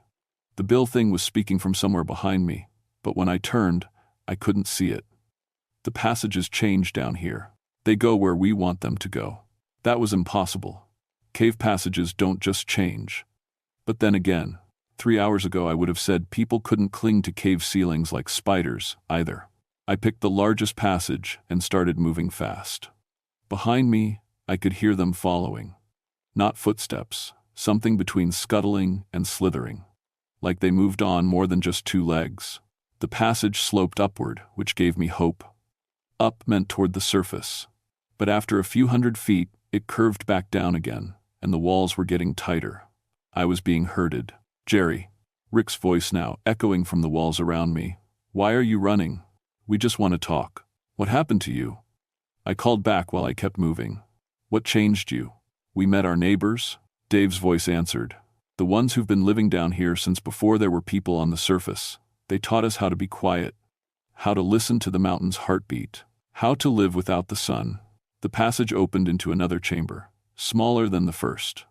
My flare was burning down. Maybe 8 minutes left. I could see more bones here, but these were different. Arranged in patterns, like some kind of altar. And carved into the walls were symbols that hurt to look at. Not writing, exactly, but shapes that made my eyes water and my head pound. "The old ones were here first," Bill's voice came from the shadows. "Before Cherokee, before anyone, living in the deep places where the earth's bones show through. They tried to stay hidden, but people kept coming down, exploring, disturbing their quiet. So they started taking us," Rick added. "One by one, learning from us, becoming like us, but better." I found another passage and kept moving. This one was different, carved smooth, like the others, but with handholds cut into the walls. Made for climbing. Made for things with long arms and fingers. "How many?" I asked. "How many people have you taken?" "Not taken," Dave corrected. "Saved, changed, improved. There are so many of us now, Jerry. Families, communities, a whole civilization down here in the quiet places." My flare was half gone. 4 minutes, maybe 5. I had 2 more flares in my pack, but after that, I'd be defenseless. I needed to find the surface before then. The passage kept going up, twisting and turning like a snake, and the handholds were getting more frequent, like whatever used this tunnel regularly needed lots of places to grip. Then I heard something that made my blood freeze. Children's voices. singing. It was an old song, something my grandmother used to hum. But the voices were wrong. Too high, too clear, like glass breaking. And the words were different. Down, down, down to the quiet place, where the sun can't find your face, where the old ones wait and call, come and sleep beneath it all. I rounded a corner and found them. A dozen pale children, or things that had once been children, sitting in a circle in a wide spot in the passage. They couldn't have been more than 8 or 9 years old when they were changed. But now they looked ancient. Their eyes reflected my flare light like stars, and their smiles showed too many teeth. "Play with us, mister," one of them said in a voice like wind through dry leaves. "We've been waiting so long for someone new to play with." They started to stand up, and I saw their arms were too long, their fingers had too many joints, they moved like spiders, all angles and sudden motion. I backed away and found another passage, narrower but still going up. The children's laughter followed me, echoing off the walls like breaking glass. Behind that, I could hear the adults following. All of them, getting closer. 3 minutes of flare left. The passage suddenly opened into a huge vertical shaft. My light couldn't reach the top or bottom, just empty space stretching up and down forever. But carved into the walls were ledges and handholds, spiraling up like a staircase made for giants. This was it. The way up, it had to be. I started climbing, using the handholds cut into the rock. They were spaced for something taller than me, with longer arms, but I could manage. Behind me, I could hear them entering the shaft. The sounds they made climbing were like fingernails on stone. 2 minutes of flare left, and they were gaining on me. "Jerry." Bill's voice, much closer now, looked down. I made the mistake of looking. They were climbing up the walls like insects. Dozens of them, moving faster than anything human could move. Their pale skin seemed to glow in the red flare light, and their eyes were fixed on me with a hunger that made me sick to see. 1 minute of flare left. I climbed faster, my arms burning with the effort. The handholds were getting smaller, harder to grip. My boots slipped on the smooth stone, but I could see something above me now. A change in the darkness. Maybe natural light, maybe the surface. 30 seconds of flare left. The first one reached me just as the flare died. In the sudden darkness, something grabbed my ankle with fingers that felt like ice and wire. I kicked out and heard it shriek, then the sound of it falling back down the shaft. But there were more coming. I could hear them all around me in the dark. I fumbled for my second flare, struck it against the wall. Red light blazed up again, and I saw I was maybe 50 feet from the top of the shaft. From daylight, from escape. But between me and the surface were 3 of the pale things, climbing down from above, cutting off my escape route. "Nowhere to go now, Jerry," the bill thing said. It was hanging upside down from the wall above me like a bat. "Come down and join us. The quiet is so peaceful." I looked down, more of them climbing up from below, looked up, 3 more coming down from above. I was trapped in the middle of a vertical shaft with no way out. That's when I remembered the emergency charges in my pack. Cave rescue teams carry small explosive charges for emergency situations. Clearing rock falls, opening blocked passages. I had 4 charges, each about the size of a stick of dynamite, enough to bring down part of a cave roof if used right, or maybe enough to collapse part of a shaft wall and create a new way out. I pulled out one of the charges, set the timer for 10 seconds, and jammed it into a crack in the wall about 10 feet above me. "What are you doing?" The Rick thing was maybe 20 feet below me now, climbing fast. "Getting out," I said, and started climbing toward the charge as fast as I could. The explosion was deafening in the confined space. Rock rained down the shaft, and a chunk of the wall the size of a car peeled away and crashed into the depths below. 2 of the pale things fell with it, their screams echoing up from the darkness. But the explosion had done what I hoped. It opened a passage into another part of the cave system. A passage that led up, toward natural light. I swung across the gap and into the new opening just as the bill thing reached where I'd been. It shrieked in frustration and started across after me. I had 2 flares left and 3 explosive charges. And somewhere above me, I could see honest-to-God sunlight filtering down through cracks in the rock. I was going to make it to the surface. But I was starting to realize the surface was just the beginning of my problems. The new passage led up at a steep angle, more like a chimney than a tunnel. I could wedge my back against one wall and my feet against the other, working my way up toward that blessed daylight. Behind me, I could hear the pale things following, but they seemed to be having trouble in the narrow space. Their elongated limbs worked against them here. My second flare was burning down fast, maybe 3 minutes left, but the sunlight was getting stronger, and I could feel air moving against my face. Real air, not the dead stillness of the deep caves. You're making a mistake? Jerry. Bill's voice echoed up from below, but it sounded different now, strained. Like the thing wearing his face was having trouble maintaining the illusion. The surface world is ending. We've seen the signs. Down here is the only safe place left. What signs? I asked, still climbing. Keep them talking. Keep them distracted. The bombs, Jerry. The missiles. The Cold War is getting hot, and when it does, the surface will burn. Only the deep places will survive. I thought about that. October 1964. The Cuban Missile Crisis was 2 years past, but tensions were still high. People built fallout shelters, worried about nuclear war. Maybe these things, whatever they were, had picked up on those fears. You're lying, I said. Are we? Dave's voice now. How do you know? When was the last time you heard news from the outside? Down here, we can feel the Earth's pain. We know what's coming. The flare died, but it didn't matter. Real sunlight was filtering down from above, beautiful and golden. I could see the end of the chimney maybe 30 feet up. Freedom. But as I got closer to the surface, I started to hear something that made my heart sink. Voices from above. Human voices, calling my name. Jerry Whitlock, can you hear us?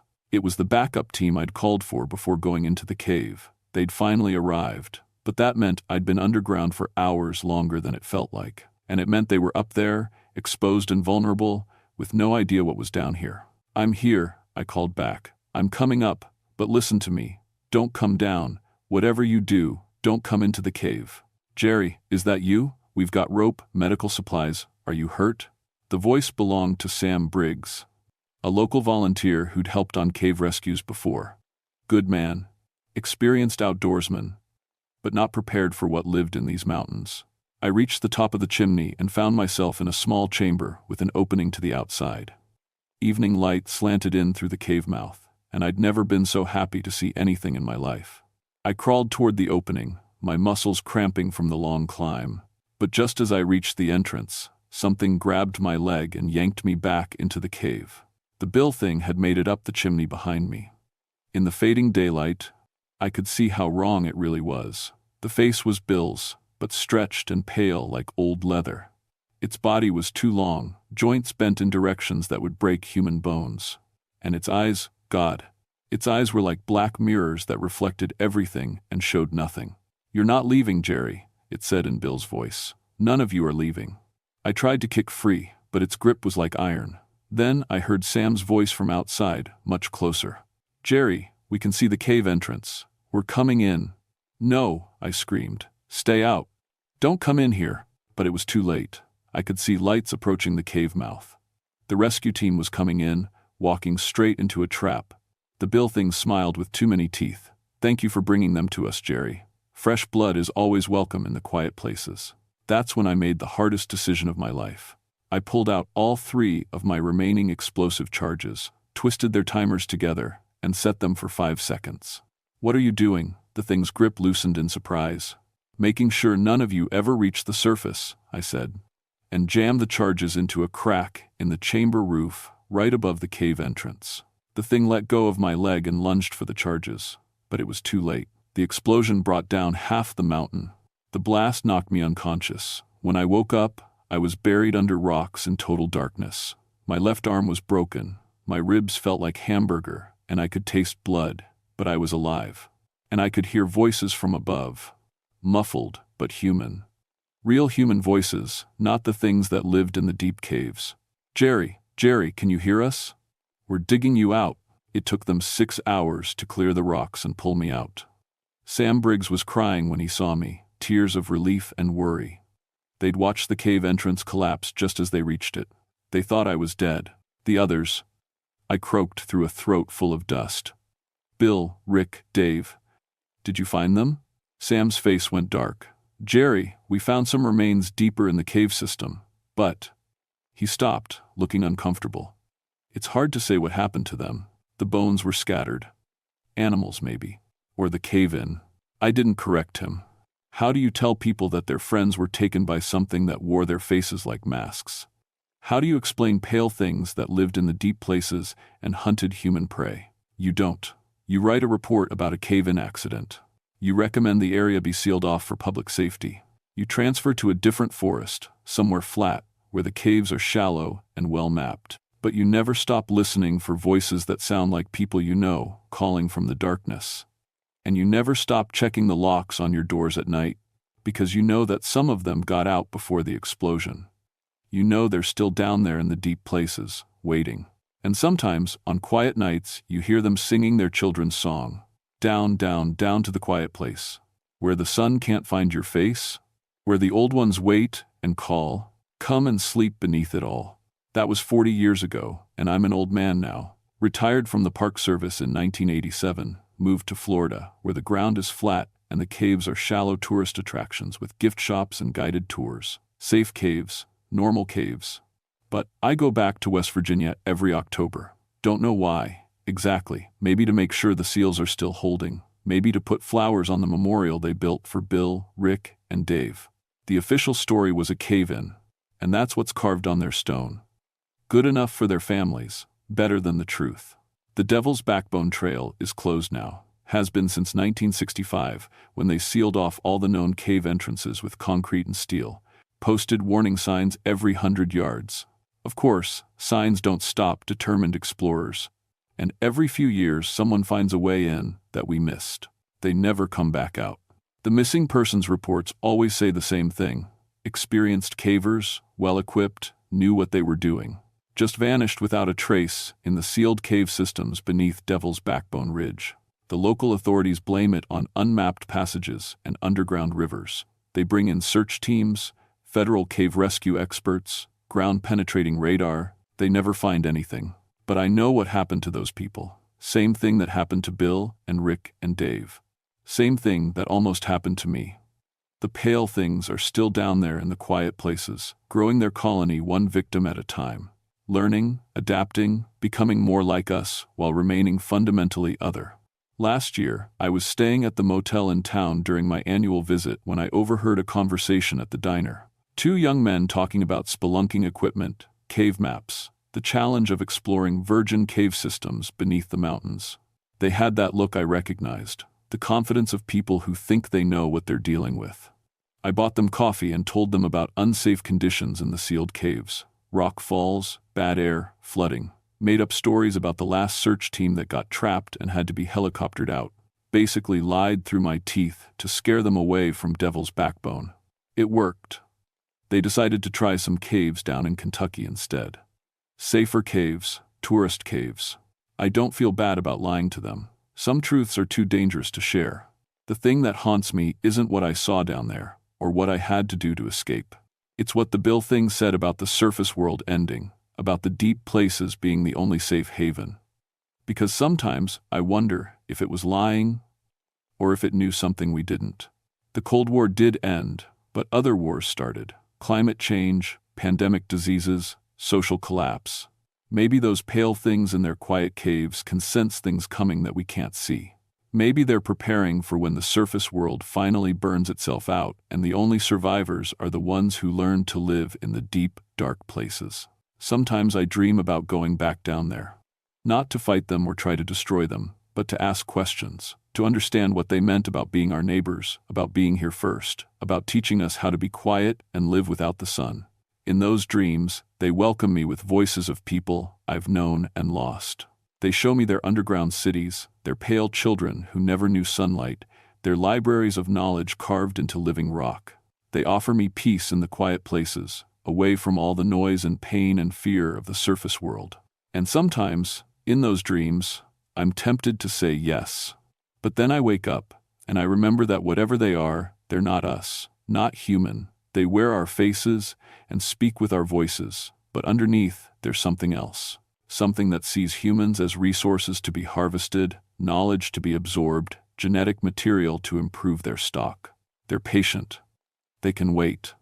And every year, a few more people disappear in caves that are supposed to be sealed. Every year, their colony grows a little larger, their understanding of us becomes a little more complete. One day, maybe soon, they'll be ready to come to the surface. Not as pale things that hide from sunlight, but as perfect human mimics that can walk among us undetected. They'll have learned everything they need to know about being us, and when that day comes, we won't even know we're being replaced. Until you hear your neighbor's voice calling from the darkness, inviting you down to the quiet places where the sun can't find your face. And the voice sounds exactly right, exactly like someone you trust and care about. That's when you'll know they've finally come up from the deep caves beneath Devil's Backbone. That's when you'll understand it's too late. But don't worry. It doesn't hurt, they told me. You just go to sleep, and when you wake up, you understand everything about the quiet places and what lives there. You just won't be you anymore. My name is Jeremiah Whitlock, and I've been telling you the truth. Whether you believe it or not is up to you. Just remember what I said about the voices in the darkness, and maybe stay out of caves for a while.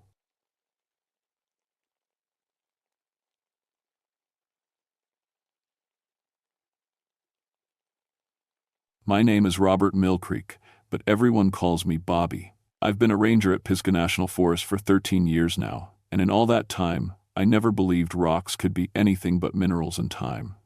That was before Looking Glass Rock started singing. September of 1959 was perfect climbing weather in North Carolina. The leaves were just starting to turn, and the granite faces of Looking Glass Rock caught the morning sun like they were made of actual glass. That's how the rock got its name. That massive dome of granite, 400 feet of smooth stone rising up from the forest like God's own monument. I was teaching a climbing class that Tuesday morning. 6 park employees needed their technical climbing certification, and Looking Glass was the perfect place to learn. The rock face had natural roots, good handholds, and enough challenge to keep things interesting without being dangerous. At least, that's what I thought. The Cherokee used to call it the rock that speaks. Old stories said the mountain could sing, could tell you things if you knew how to listen. I'd heard those tales from some of the older folks in the area, but I put about as much stock in them as I did in fairy tales. I was a practical man, served in the war, studied geology before I took this job. Rocks were rocks, ancient, beautiful, but silent as the grave. That morning, I had my usual group of trainees. There was Jim Patterson from maintenance, a good man with steady hands, Sarah Chen, our newest naturalist, eager to learn everything about the forest, Mike Rodriguez from the fire service, strong as an ox but afraid of heights. The Hartwell twins, Danny and David, just hired on as seasonal workers. And Rebecca Walsh, a geology student doing her internship with us. We met at the base of Looking Glass Rock at 8 in the morning. The granite face rose above us, smooth and imposing. I'd climbed this route hundreds of times, knew every crack and ledge. The rock was solid, reliable. You could trust granite. It had been there for millions of years and would be there for millions more. All right, people, I said, checking my equipment one more time. Today, we're going to learn the basics of technical climbing. Looking Glass Rock is one of the safest climbs in the area. The granite is solid, the holds are good, and the routes are well established. Rebecca raised her hand.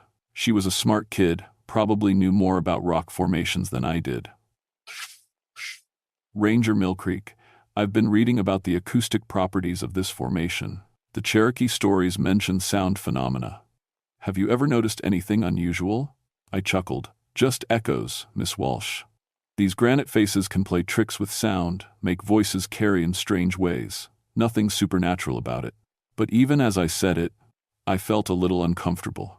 I had noticed things over the years, sounds that didn't quite make sense, echoes that came back different than they went out. Sometimes, when I was up on the rock face alone, I'd swear I could hear voices murmuring in the stone, but I'd always chalked it up to wind and imagination. We started with basic equipment checks: ropes, harnesses, helmets, carabiners. I showed them how to tie proper knots, how to belay, how to read the rock face for the safest route. The morning sun was warm on the granite, and everything felt normal and routine. The thing about granite, I explained as I demonstrated anchor points, is that it's incredibly stable. This formation has been here since the Precambrian era. It's not going anywhere, and it's not going to surprise you. That's when I heard the first note. It was low, almost below the range of hearing. A humming that seemed to come from inside the rock itself. I paused, listening. but the sound faded away. "Did anyone else hear that?" Sarah asked, looking around nervously. "Hear what?" Jim said. "Like singing?" I forced a laugh. "Just the wind through the trees. Sound can play tricks on you out here. That's why we always climb in groups and maintain constant communication." But my hands were shaking slightly as I checked my gear. In 13 years of climbing this rock, I'd never heard anything quite like that sound. It had felt almost like the granite was humming to itself, content and aware. The first part of the climb went smoothly. I led the group up the beginner route, a series of natural cracks and ledges that formed an almost staircase-like path up the lower face. The rock felt solid under my hands, warm from the sun, rough with good grip. Normal granite behavior. About 60 feet up, we stopped at a wide ledge to rest and practice belaying techniques. The view from here was spectacular. You could see for miles across the forest canopy, all the way to the distant Blue Ridge Mountains. "This is why I love this job," Danny Hartwell said, grinning as he looked out over the valley. "Beats working in a factory any day." His twin brother David nodded. "Still can't believe they pay us to be out here." I was showing Rebecca how to set up a proper belay when I heard it again. That low humming, but louder this time, and definitely coming from the rock beneath us. "There," Sarah said, gripping her rope tightly. "There it is again. You all heard it that time." We all had. 6 people don't hallucinate the same sound at the same time. Mike was looking around nervously, his face pale. "What kind of sound was that?" "Geological activity," I said quickly, though I wasn't convinced myself. "These old formations can settle, make noises, nothing to worry about." But the sound had felt different. Not like settling or shifting, more like singing. Like the rock was trying to communicate something. I was about to dismiss it again when Rebecca pressed her ear to the granite wall behind her. "Ranger Mill Creek," she said quietly. "You need to hear this." Against my better judgment, I put my ear to the rock face. And there it was, not just humming, but voices. Distant, muffled, but definitely human voices. And they were calling for help. The voices were coming from inside solid rock. I pulled my ear away from the granite face, my heart pounding. In 13 years of climbing, I'd never experienced anything like this. The rock felt different under my hands, warmer somehow, almost alive. "What did you hear?" Sarah asked, watching my face carefully. I didn't want to say it, saying it would make it real. Probably just echoes from other climbers somewhere else on the rock. But even as I said it, I knew it wasn't true. These voices were coming from directly beneath us, from inside what should have been solid granite. And they sounded desperate.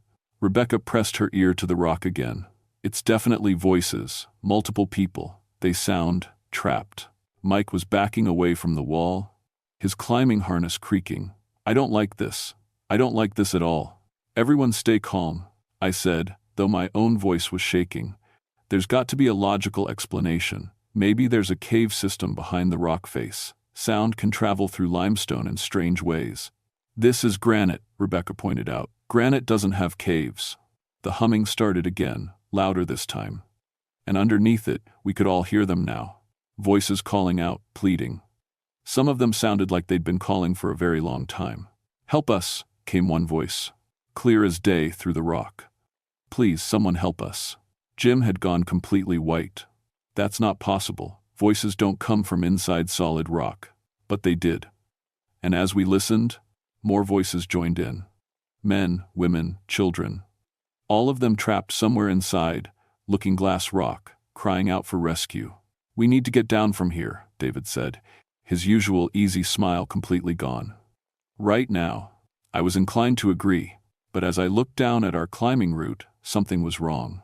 The handholds we'd used to climb up, the natural cracks and ledges in the granite, they weren't there anymore. The rock face below us was completely smooth. "That's impossible," I whispered, staring down at blank granite where there should have been obvious climbing holds. "What's impossible?" Danny asked. I pointed down. "The route we used to get up here, it's gone." Everyone looked down, and the reality of our situation began to sink in. We were 60 feet up on a granite face, and the holds we'd used to climb up had simply vanished. The rock below us was smooth as glass. "Rocks don't change," Mike said desperately. "Rocks don't just change." But this one had. And as we watched, a new crack appeared in the granite beside us, a perfect handhold just where we'd need it to continue climbing up. It wants us to go higher, Rebecca whispered. The humming grew louder, and now I could make out individual words in the chorus of trapped voices. They were telling us to climb, to come join them, to become part of the rock forever. No, I said firmly, we're going down. There has to be another way. I pulled out my climbing gear and started setting up a rappel anchor. But when I tried to drive a piton into the granite, the metal simply bounced off. The rock had become harder than steel. Try there, Sarah suggested, pointing to a natural crack in the rock. But when I reached for it, the crack sealed itself, the granite flowing like water before hardening again. It's not going to let us down, Jim said, his voice barely a whisper. The voices from inside the rock were getting louder, more insistent. And now I could hear something else. Laughter. Cold, ancient laughter that seemed to come from the very heart of the mountain. What do you want? I shouted at the rock face. The humming stopped. For a moment, there was complete silence. Then a voice answered, not from inside the rock, but from the rock itself. The granite was speaking. Climbers, it said, the voice like grinding stone. You climb on me, drive metal into my face, chip away my surface. For so long, I have been patient. But now I am hungry. Now I want companions. Rebecca was backing against the opposite wall of the ledge, her face white with terror. This isn't real. This can't be real. It's been taking climbers for years, the rock continued. They become part of me, their voices joining my song. And now you will join them. The ledge beneath us began to narrow. The granite was flowing inward like slow molasses, giving us less and less room to stand. Climb up, Mike said desperately. It's our only choice. No, I said. If we climb up, we're playing its game. There has to be another way. But as the ledge continued to shrink, and the voices of the trapped climbers grew louder, I realized we might not have a choice. The rock face above us now showed perfect handholds, an easy route to the top. Below us, there was nothing but smooth, impassable granite. Everyone stay together, I said, checking our gear. Whatever this thing is, whatever's happening here, we stick together. Danny was examining the new handholds above us. They look solid, real. They are real, the rock said, its voice reverberating through the granite. Climb up, Robert Millcreek. Bring your students. I have been waiting for you for a very long time. How do you know my name? I demanded. I know all their names, the rock replied. Every climber who has ever touched my face. Jim Patterson, Sarah Chen, Mike Rodriguez, Danny and David Hartwell, Rebecca Walsh. You are all in my memory now. Soon you will be part of my song forever. The ledge was now barely 3 feet wide. We had no choice but to start climbing up, following the handholds that the rock provided. But with each move upward, I felt like we were walking into a trap. The trapped voices grew louder as we climbed, as if we were getting closer to where they were imprisoned. And I began to recognize some of them. Climbers who had disappeared over the years. People who had simply vanished on Looking Glass Rock. Their bodies never found. Welcome, whispered a voice I recognized. Tom Bradley, who disappeared 3 years ago during a solo climb. Welcome to the rock's embrace. As we climbed higher, the granite beneath my hands felt alive, pulsing like a slow heartbeat. And I realized that Looking Glass Rock wasn't just taking climbers. It was collecting them, adding their voices to its ancient song. And now it wanted us. We were trapped 150 feet up on a living mountain. The handholds kept appearing just where we needed them, but I could feel the rock's patience wearing thin. Every time one of my people hesitated, the granite would shift slightly, making our positions less secure. It was herding us upward like sheep to slaughter. Keep moving, I called back to the group. Don't think about how high we are. Just focus on the next hold. But it was hard not to think about our height when the voices of the dead kept getting louder. They were everywhere now, in the rock beneath our hands, echoing from the granite face, whispering encouragement to climb higher. Mike was starting to panic. He'd always been afraid of heights, and now he was paralyzed about 30 feet below me, clinging to the rock face and shaking. I can't do this, he called up. I can't move. You have to, I shouted back. The rock won't let us go down. To prove my point, I looked back at our route. Once again, the handholds we'd used were gone, replaced by smooth granite. There was literally no way down except to fall. That's when the rock decided to make its point. The granite beneath Mike's feet simply opened up, not a crack or a ledge giving way. The solid stone just flowed apart like water, leaving him hanging by his hands with nothing but air beneath his feet. "Help me!" Mike screamed. I started rappelling down toward him, but the rock formed a barrier, granite flowing upward to block my path. It wanted to make an example of Mike, to show us what would happen if we didn't cooperate. "Please," Mike begged, his fingers slipping. "Please, I'll climb. I'll do whatever you want." The rock held him there for another few seconds, dangling over 100-foot drop. Then, slowly, it formed new footholds beneath him. Mike sobbed with relief as he found purchase again. "That's better," the mountain's voice rumbled. "Now climb." We kept going up, but the rock's demonstration had broken something in the group. Danny was crying as he climbed. Sarah was muttering prayers. Rebecca kept looking around desperately, as if she could find some scientific explanation for what was happening. "There has to be a way," she called out to me. "Granite doesn't behave like this. There has to be some kind of geological phenomenon we don't understand." But I was beginning to understand more than I wanted to. The Cherokee stories weren't just folklore. They were warnings. "The old stories," I called back to her. "The Cherokee called this place sacred. They said the rock could speak." "Stories aren't real," Rebecca insisted, but her voice was shaking. "Tell that to Tom Bradley," came a voice from the stone. It was definitely Tom. I'd known him for years before he disappeared. "Tell that to all of us." More voices joined in, a chorus of the missing. I recognized at least a dozen climbers who had vanished over the years. They were all here, somehow preserved in the granite, their consciousness trapped forever. "How many?" I asked the rock. 47, it replied with satisfaction. 47 climbers over the past century. Each one adds to my awareness, my memory. Soon I will have 53. We were almost to the top now. The summit of Looking Glass Rock was only about 50 feet above us, but I knew that reaching the top wouldn't save us. It would only put us exactly where the mountain wanted us. That's when Jim made his break for it. Instead of following the handholds upward, he suddenly swung sideways, trying to traverse across the rock face to a different part of the cliff. For a moment, I thought he might make it.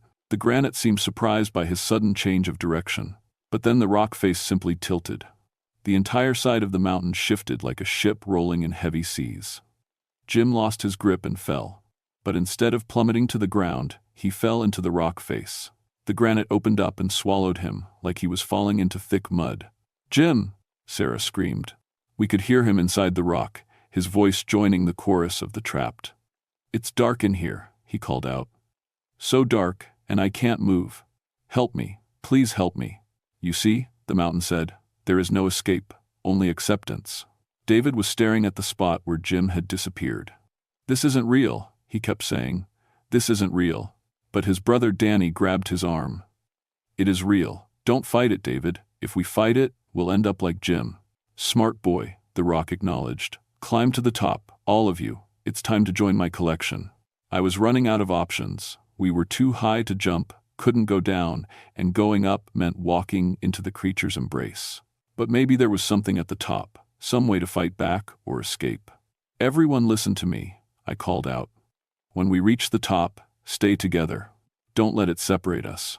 "What's your plan?" Sarah asked. I didn't have one.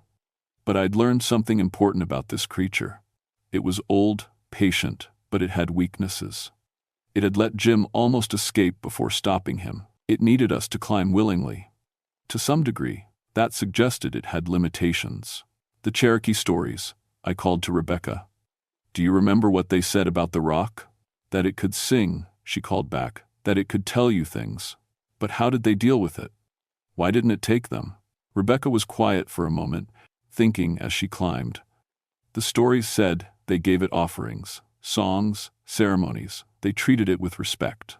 It fed on their worship," I realized. "But we're not worshiping it, we're just climbing." "What difference does that make?" Mike asked. The difference, I was beginning to understand, was that the Cherokee had known what they were dealing with. They had established rules, boundaries. They had treated the mountain as a living thing that needed to be appeased, not conquered. But we had come here with metal spikes and ropes, ready to drive anchors into its face, to chip away pieces for better handholds. We had treated it like dead rock. "We need to change our approach," I called to the group. Stop thinking of this as a climb. Start thinking of it as a negotiation. Negotiation with what? Danny asked. With something that's been alive a lot longer than any of us. We reached a large ledge about 20 feet from the summit. Here the voices of the trapped were loudest. Dozens of them calling out from within the granite. I could see faces now, pressed against the inside of the rock like people trapped under ice. Welcome to my gallery, the mountain said proudly. Each face tells a story. Each voice adds to my song. You will make beautiful additions. That's when I noticed something important. All the faces in the rock were looking at one spot. A section of granite that was different from the rest. Darker, older, with strange markings carved into its surface. Cherokee symbols. Rebecca, I called softly. Look at those markings. Can you read them? She studied the carved symbols for a moment. It's old Cherokee script. Something about binding and sacrifice? The mountain's attention suddenly focused on her. Do not read those words, it commanded, its voice suddenly urgent. But Rebecca was already translating. It says, to bind the hungry stone, 3 must give freely what it seeks. Blood, breath, and memory willingly offered will seal the ancient appetite. The rock beneath us began to shake with rage. Silence. It's a binding spell, Rebecca called out excitedly. The Cherokee found a way to control it. That's when Looking Glass Rock decided it had heard enough. The granite face above us suddenly cracked open like a mouth, revealing a cavern filled with the preserved bodies of every climber it had taken over the past century. And it began pulling us in. The mountain's mouth opened wider, and I could see them all. 47 climbers preserved in crystalline granite, their eyes open, their mouths moving in eternal song. They were alive but trapped, conscious but helpless, adding their voices to the mountain's ancient harmony. Join us, Bobby, Tom Bradley called from his crystal prison. It doesn't hurt after a while. You just become part of something bigger. The suction was incredible. The rock was literally inhaling, drawing us toward its open maw. Sarah lost her grip and slid 10 feet before catching herself on a small outcropping. Danny and David were holding on to each other, both of them being pulled inexorably upward. The binding spell. I shouted to Rebecca over the wind, rushing into the mountain's throat. What did it say about 3 sacrifices? Blood, breath, and memory, she called back. Willingly offered. But how could we offer anything willingly when we were being sucked into a living mountain? I watched Mike lose his grip and slide toward the opening. At the last second, he managed to grab onto David's leg, but now all 3 of them were hanging by Danny's failing grip on a granite ledge. That's when I understood what the Cherokee had figured out centuries ago. This creature was ancient, powerful, but it was bound by certain rules. It could take climbers who came to conquer it, but it had to accept offerings made in the proper spirit. Everyone listen, I called out. We have to offer ourselves willingly. Are you insane? Sarah screamed back. Not ourselves, I clarified, fighting against the wind to pull out my knife. Parts of ourselves, blood, breath, and memory, freely given as the Cherokee did. I cut my palm and let the blood drip onto the granite. I offer my blood freely as payment for safe passage. The suction lessened slightly. The mountain was listening. Rebecca caught on immediately. She pressed her mouth to the rock face and exhaled deeply. I offer my breath freely as payment for safe passage. The wind died down more. 2 offerings accepted. But memory, how do you offer memory to a living mountain? Then I remembered what the creature had said about collecting voices, about adding climbers to its song. It didn't just want their bodies, it wanted their experiences, their knowledge, their memories of the climb. I offer my memory of this place, I called out, placing both hands flat on the granite. Every climb, every route, every season I've spent on this rock, I give it freely to you. And just like that, I could feel the memories flowing out of me. 13 years of climbing Looking Glass Rock, teaching others, exploring its faces, all of it streamed from my mind into the granite beneath my hands. The mountain's mouth began to close. The suction stopped completely. The bargain is made, the mountain's voice said, and for the first time it sounded satisfied rather than hungry. Blood, breath, and memory freely given. The ancient compact is renewed. The crystalline prison holding the 47 climbers began to crack. One by one, the trapped voices grew fainter as the mountain released its hold on them. They weren't returning to life, They'd been dead too long for that, but their consciousness was finally free to move on. "Thank you," Tom Bradley whispered as his spirit faded. "Thank you for remembering the old ways." The granite beneath us shifted, but this time it was creating a safe path down. Handholds and ledges appeared in a clear route to the bottom. And these felt different, permanent, respectful, like the mountain was offering us a gift rather than setting a trap. "Is it over?" Mike asked, hardly daring to believe it. "This part is," I said, "but we need to get down from here." Now, we climbed down in silence, each of us lost in our own thoughts. The rock felt normal under our hands again, just granite, warm from the sun, solid and reliable. But I knew it was still alive, still watching. The binding spell had reminded it of its place in the ancient order, but it hadn't destroyed it. When we reached the bottom, I looked back up at Looking Glass Rock. In the afternoon light, it looked like any other granite dome. Beautiful, imposing, but seemingly lifeless. "What do we tell people?" Sarah asked. "Nothing," I said immediately. "Who would believe us?" Rebecca was studying the Cherokee markings carved into the base of the rock, symbols I'd walked past 1,000 times without really seeing them. The Cherokee knew. They had a relationship with it. Respect, offerings, boundaries, and when we stopped following their ways, it got hungry again. I realized, over the next few weeks, I researched everything I could find about Looking Glass Rock and Cherokee traditions. The old stories were all there, hidden in academic papers and local folklore. The mountain had always been alive, always been dangerous, but the Cherokee had known how to appease it, how to climb safely in exchange for proper offerings: blood, breath, and memory. The price of passage on a living mountain. We never told the official story. Our report said that Jim Patterson had suffered equipment failure and fallen to his death, a tragic but not uncommon climbing accident. His body was never found, which was also not unusual in the deep forests of North Carolina. But I knew the truth. Jim was gone, truly gone now. His spirit released with the others when we renewed the binding. The mountain had kept its part of the bargain. I still guide climbing groups on Looking Glass Rock. But now I follow the old protocols: a few drops of blood on the granite before we climb, a breath given to the mountain, a memory shared, usually something about why we love to climb, why we're drawn to these ancient stone faces. The rock accepts these offerings. Climbers stay safe. And sometimes, on quiet mornings, when the light hits the granite just right, I can hear the mountain humming contentedly to itself. Not the hungry song of a predator. The satisfied song of an ancient being that remembers its place in the world. 3 months have passed since the incident at Looking Glass Rock. Officially, Jim Patterson died in a climbing accident. The Forest Service investigation was brief and unremarkable. Equipment failure on a routine training exercise. These things happen in the mountains. I kept my job as head climbing instructor, but everything changed for me that day. I can't look at any rock face the same way anymore. When I run my hands over granite, I'm always listening for that faint humming. Always feeling for the subtle pulse that means the stone is more than just stone. The memories I gave to the mountain haven't returned. 13 years of climbing experience, gone. I have to relearn routes I once knew by heart, rediscover handholds I'd used hundreds of times. It's like trying to remember a dream that slips away the moment you wake up. But it was a fair trade. 6 lives for a lifetime of mountain memories. The Cherokee understood that some bargains are worth making. Rebecca transferred to a different Park Service position in Tennessee. She never talked about what happened, but I heard she wrote her thesis on Native American geological folklore.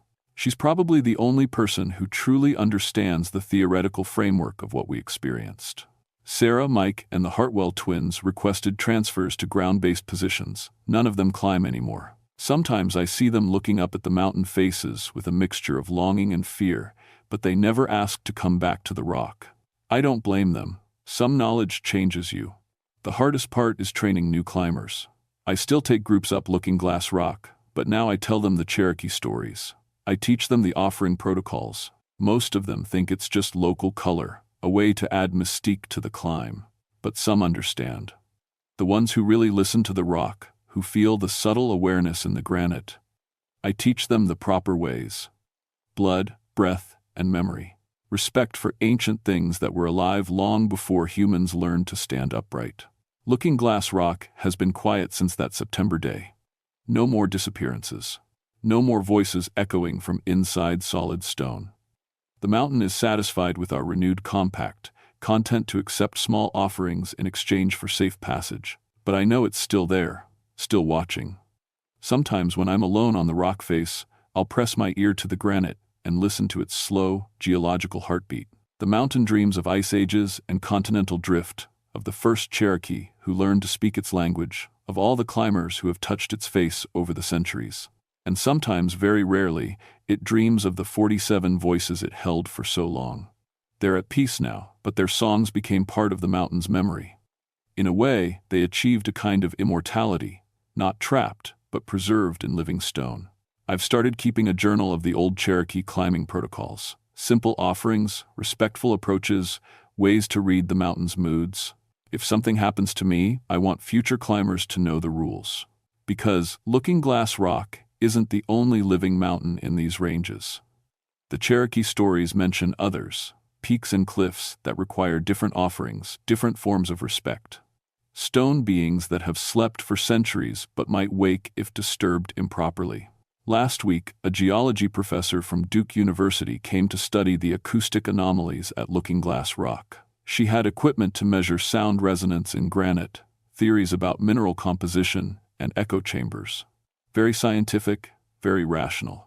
I tried to warn her about the proper protocols. She laughed and said she didn't believe in superstitious nonsense. She's been missing for 3 days now. Her research equipment was found at the base of the rock, apparently dropped from a great height. No body, no other trace. The official search will continue for another week, but I know they won't find anything. The mountain is patient, but it doesn't forget the old insults.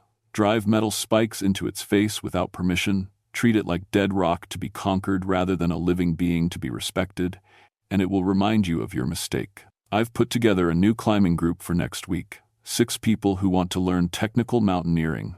I'll teach them knots and anchor points and how to read the rock face for the safest routes. But first, I'll teach them the Cherokee stories. I'll show them how to offer blood, breath, and memory to ancient stone. I'll help them understand that some mountains have been alive since the world was young, and they're still listening to everything we do. The professor's disappearance will be another tragic accident. Equipment failure, probably. A fall from the granite face, her body lost in the deep forest below. But sometimes, when the morning light hits Looking Glass Rock just right, I can see a faint outline pressed against the inside of the stone. The beginning of a new face in the mountain's gallery. The mountain is singing again, soft and low. A satisfied hum that echoes through the granite corridors where 47 voices once cried for help. Now there are 48. The Cherokee were right about one thing. The rock that speaks never forgets. It remembers every climber who has touched its face, every offering given or withheld, every moment of respect or disrespect. And it will keep singing its ancient song until the mountains themselves crumble into dust. I can hear it now, as I write these words in my cabin at the base of the forest. A low harmonic vibration that seems to come from the earth itself. Not threatening, not hungry, just aware, always aware.